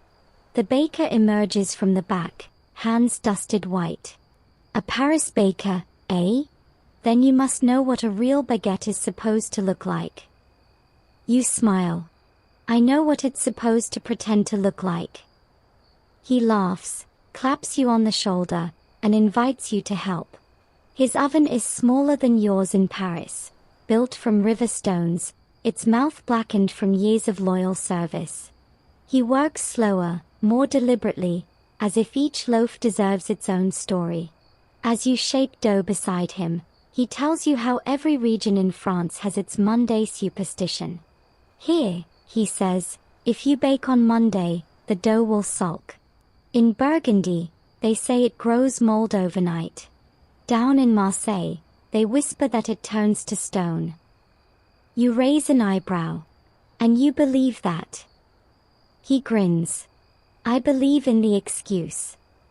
It's a good one, you think. A mainstream historical fact. By the late 19th century, regional baking traditions in France remained strong despite growing industrial influence. Each province had its own bread shape, flour mix, and work rhythm, some still following centuries-old guild calendars that included mandated rest days. Historians still argue whether these customs were genuinely religious or simply clever ways to manage fatigue without offending the church or the state. In this village, though, no one argues. They just keep baking.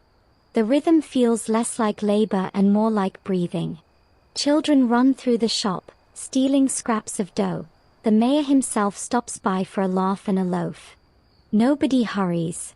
Nobody hides. As evening falls, the baker's wife brings cider, and you all sit by the riverbank watching the water glow orange in the sunset. You mention how, in Paris, Mondays are full of dread. She tilts her head. Then maybe you're baking in the wrong place.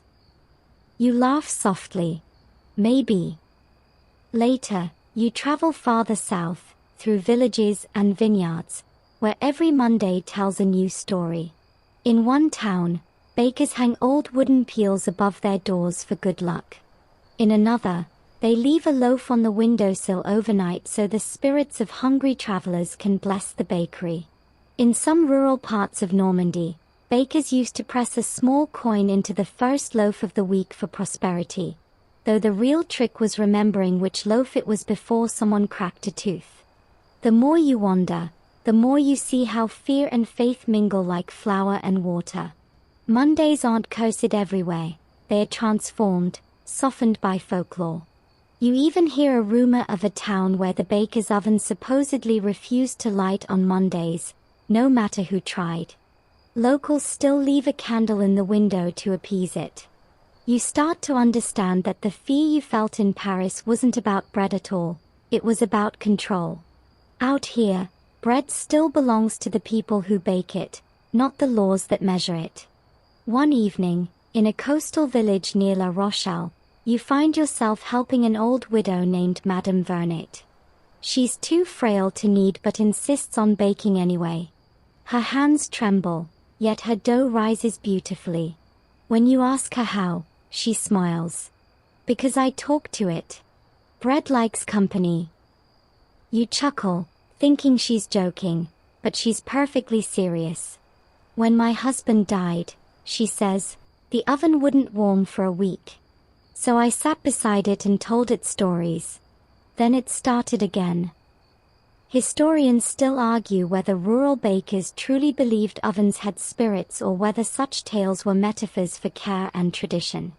But as you watch her gently pat a loaf like an old friend, you find yourself leaning toward belief. On her wall hangs a framed scrap of parchment, an old saying in faded ink. He who bakes without respect will feed only ashes. You read it twice before she explains, it's an old warning. Bread knows your heart. That's why you should never bake angry, never bake on Monday. You grin. Because Monday makes everyone angry. She chuckles. Exactly. You help her load the oven, the flames painting her face in amber light. Outside, waves crash softly against the cliffs. It's the most peaceful you've felt in years. That night, as you sleep in her spare room, you dream of dozens of ovens glowing across the countryside, each one alive with its own heartbeat. Some crackle, some sigh, some hum lullabies in smoke and steam. And in every one, Monday hovers quietly, not as a threat, but as a reminder, rest, breathe, respect the heat. When you leave in the morning, she gives you a small loaf wrapped in cloth. For the road, she says. And if you ever forget why you bake, smell it. You promise you will. As you walk back toward the city, the sun rises over fields dusted in dew, and you realize something strange. you're no longer afraid of Mondays. Out here, they're just another dawn. Still, as Paris's silhouette reappears on the horizon, the smoke thick and the bells echoing, a knot forms in your chest. You know what waits beyond those walls: inspectors, machines, and the restless hum of progress. But tucked in your pack, that little country loaf reminds you that fear doesn't have to win. Sometimes, all it takes is one good Monday off.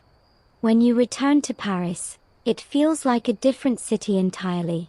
The sky seems lower, the air thicker. The bakery streets no longer smell of wood smoke and yeast. They smell of iron, oil, and something colder: ambition. You pass by a familiar corner shop, and where once stood a humble stone oven now hums a strange metallic creature, all valves and levers. A sign in the window declares, "Baked with the new steam method, perfect every time." You pause, uneasy. You've seen this before, back in section 9 of your life, but now the transformation is complete. The future has arrived, hissing and shining, and it doesn't care who's ready for it. Inside your own shop, the master is hunched over a letter. His wife watches from the counter, her expression caught between pride and worry. He looks up when you enter. "They're offering subsidies," he says. "For what?" "For modernization." He slides the paper toward you. It's stamped with the seal of the Paris Bakers Syndicate. All members encouraged to adopt mechanized ovens by year's end. Improved safety. Improved profit. You glance at the bottom line, the fine print about mandatory inspection. Progress, wrapped in bureaucracy. He leans back, rubbing his temples. "They say it will make us modern men." You can't resist. Or unemployed ones. He chuckles, but without humor. You joke, but the guilds are dying. No more apprenticeships, no more master's tests. Anyone with money can open a bakery now. He's right. A mainstream historical fact. By the late 1800s, France had largely dismantled its medieval guild system. The freedom was exhilarating for some, disastrous for others. Bakeries multiplied, but so did exhaustion and competition. Historians still argue whether this democratized bread or cheapened it beyond recognition. You glance toward the oven, the same one that's warmed this shop since before you were born. Its stones glow faintly in the dim light, like a heartbeat refusing to fade. "We could keep it," you say. "Work both ways, old and new." He shakes his head. "You can't serve two gods, my boy. Not in baking, not in business." That night, the city hums louder than usual. Steam whistles, wheels grind, the streets shimmer with new lamps powered by gas. You wander aimlessly, passing cafes that never sleep and bakeries that boast industrial freshness. Their windows gleam with identical loaves, each one the same height, same color, same lie. You tap the glass of one and whisper, "You look perfect and taste of nothing." A street vendor overhears and laughs. "That's progress, mon ami." You keep walking. Back in the bakery, the master's wife sits by the ledger, quietly adding up columns. "We can't afford to modernize," she says softly. "But we can't afford not to, either." You lean against the counter. "What if we did something different?" She looks up. "Different how?" "Make what they can't. Bread that tastes alive. Bread that remembers the hands that made it." She studies you for a moment, eyes glinting. "You sound like a poet." Maybe poetry's what bread needs. When the first fully mechanized bakeries appeared in Paris, some workers protested by deliberately sabotaging the steam valves, claiming that machines have no nose. They insisted that only human bakers could smell the moment between raw dough and baked life. The newspapers mocked them, but customers began noticing that the handmade loaves really did taste richer. Historians still argue whether taste or nostalgia drove that preference. You suspect it's both. Weeks pass. The master, despite his resistance, finally caves. A crate arrives, heavy, metallic, terrifying. The new oven gleams like a promise and a threat. You help install it, though every turn of the wrench feels like betrayal. When it's finally ready, you light it, half expecting the old oven to hiss in protest. But it just sits quietly, as if watching its replacement with weary resignation. The first batch of loaves emerges golden and symmetrical. Customers swoon. The inspector, yes, that inspector, returns, nods approvingly. Efficient, he says. Predictable. Predictable. The word tastes bitter. That night, when everyone's gone, you stand between the two ovens. The new one still gleaming, the old one soot-stained and stubborn. The room smells wrong, too clean, too calm. You touch the old oven's stone surface, still faintly warm, and whisper, "They say you're obsolete." The faintest crackle answers you, like laughter through ash. You decide to bake one last batch the old way, in secret. Just flour, water, salt, and patience. No gauges, no valves. As the dough rises, you hum softly. The oven breathes back, and suddenly you're not in the city anymore. You're in that little riverside village, with Madame Vernet smiling in the candlelight. You remember her words, "Bread likes company." When you pull the loaves out, they are uneven, rustic, imperfect, and absolutely beautiful. The crust sings as it cools. You tear a piece off, and the smell hits you like memory itself. Smoke, grain, and defiance. The master finds you in the morning, crumbs still on your lips. He doesn't scold. He just takes a piece for himself. After a long silence, he says, "You know, they'll fine us if they find out." You grin. "Then we'll pay in bread." He laughs, really laughs, for the first time in months. Maybe that's the only currency that lasts. Word spreads, quietly but surely. Customers begin asking for the old bread, the one baked from stone and sweat. Soon, the modern oven sits cold half the time, and the inspectors stop bothering to visit. Progress rolls on elsewhere, but in this little corner of Paris, the dough still answers to hands, not machines. One evening, the master's wife finds you staring at both ovens again. "You've tamed the new one," she says. "Maybe," you reply. "But I think the old one forgave me first." She smiles softly. It always does. Bread forgives everything, except haste. Outside, the city clanks and whirs, a mechanical symphony of the new age. Inside, you knead quietly, steady as a heartbeat.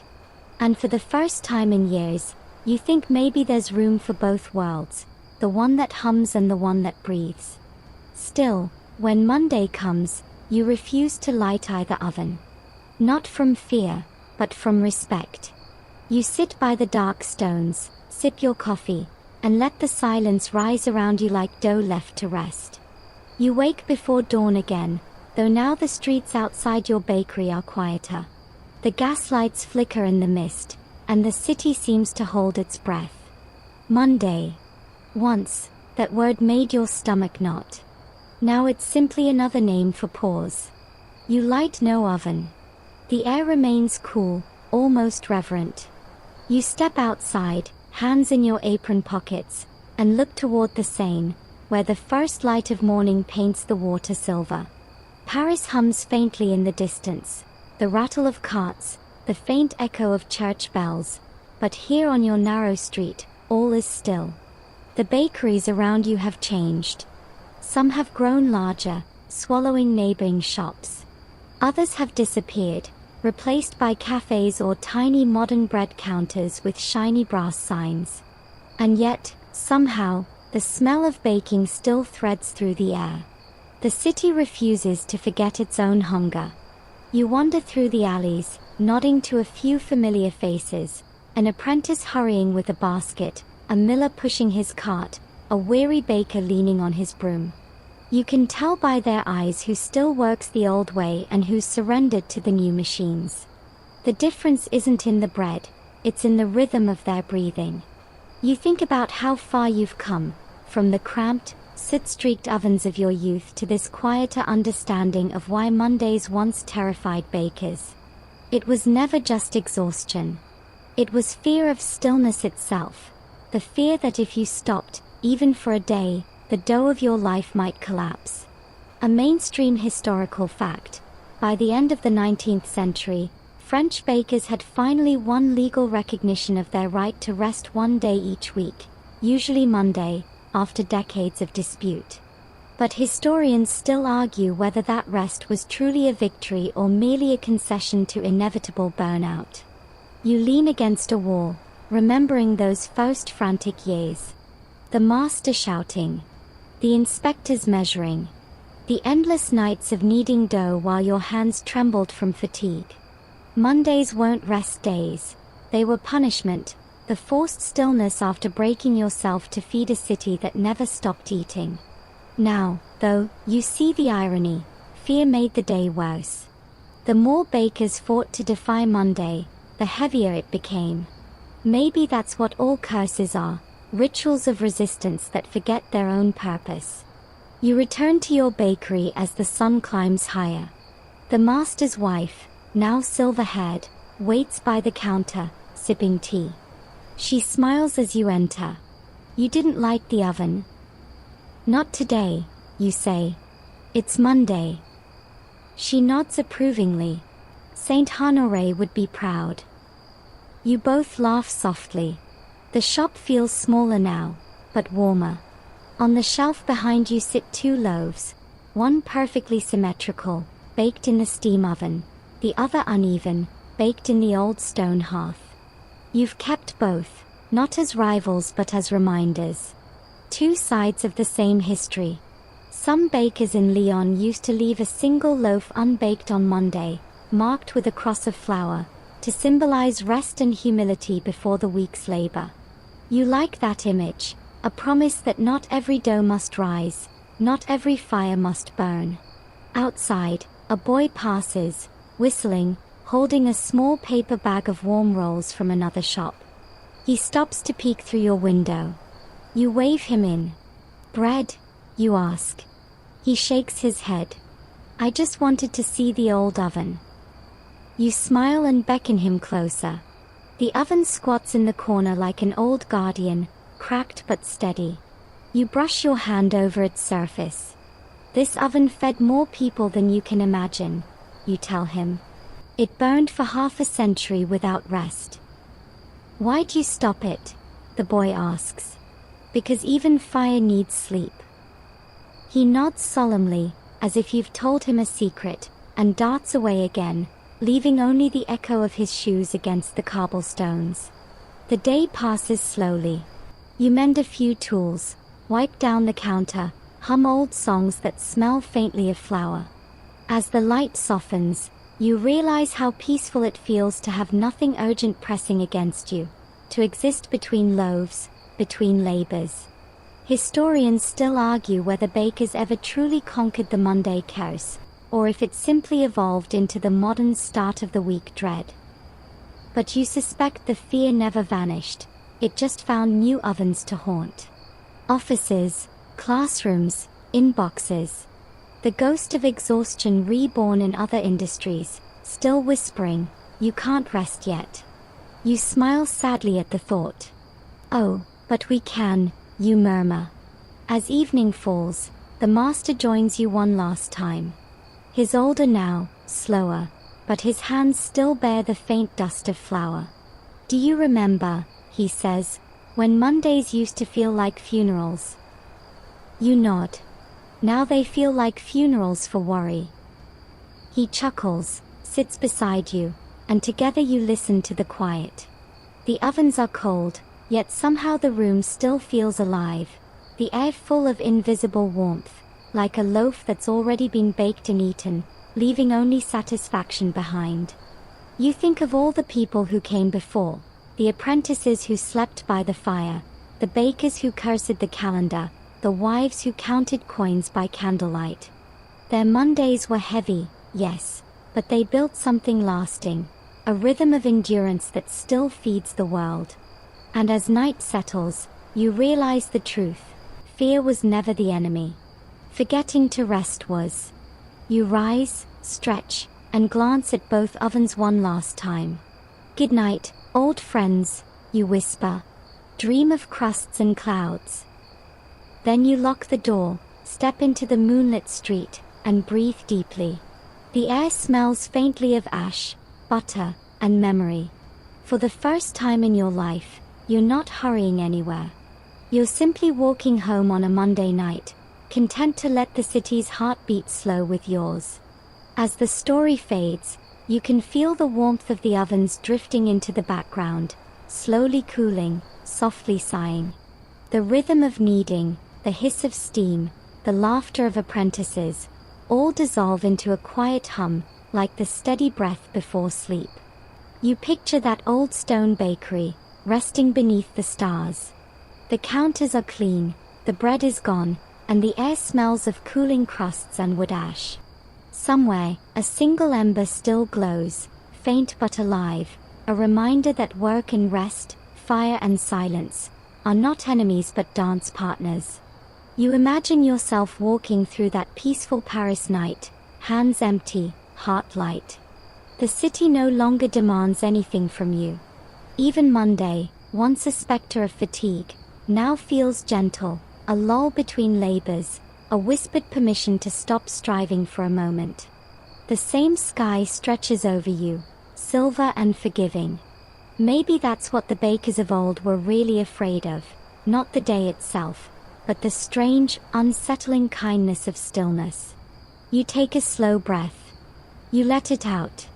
The last crumbs of thought scatter like flour in warm air. The fear of Mondays melts away, replaced by a soft, steady calm. Tomorrow, there will be more bread to bake, more hands to feed. But for now, there's nothing left to do but rest. Sleep well, baker. The ovens will wait.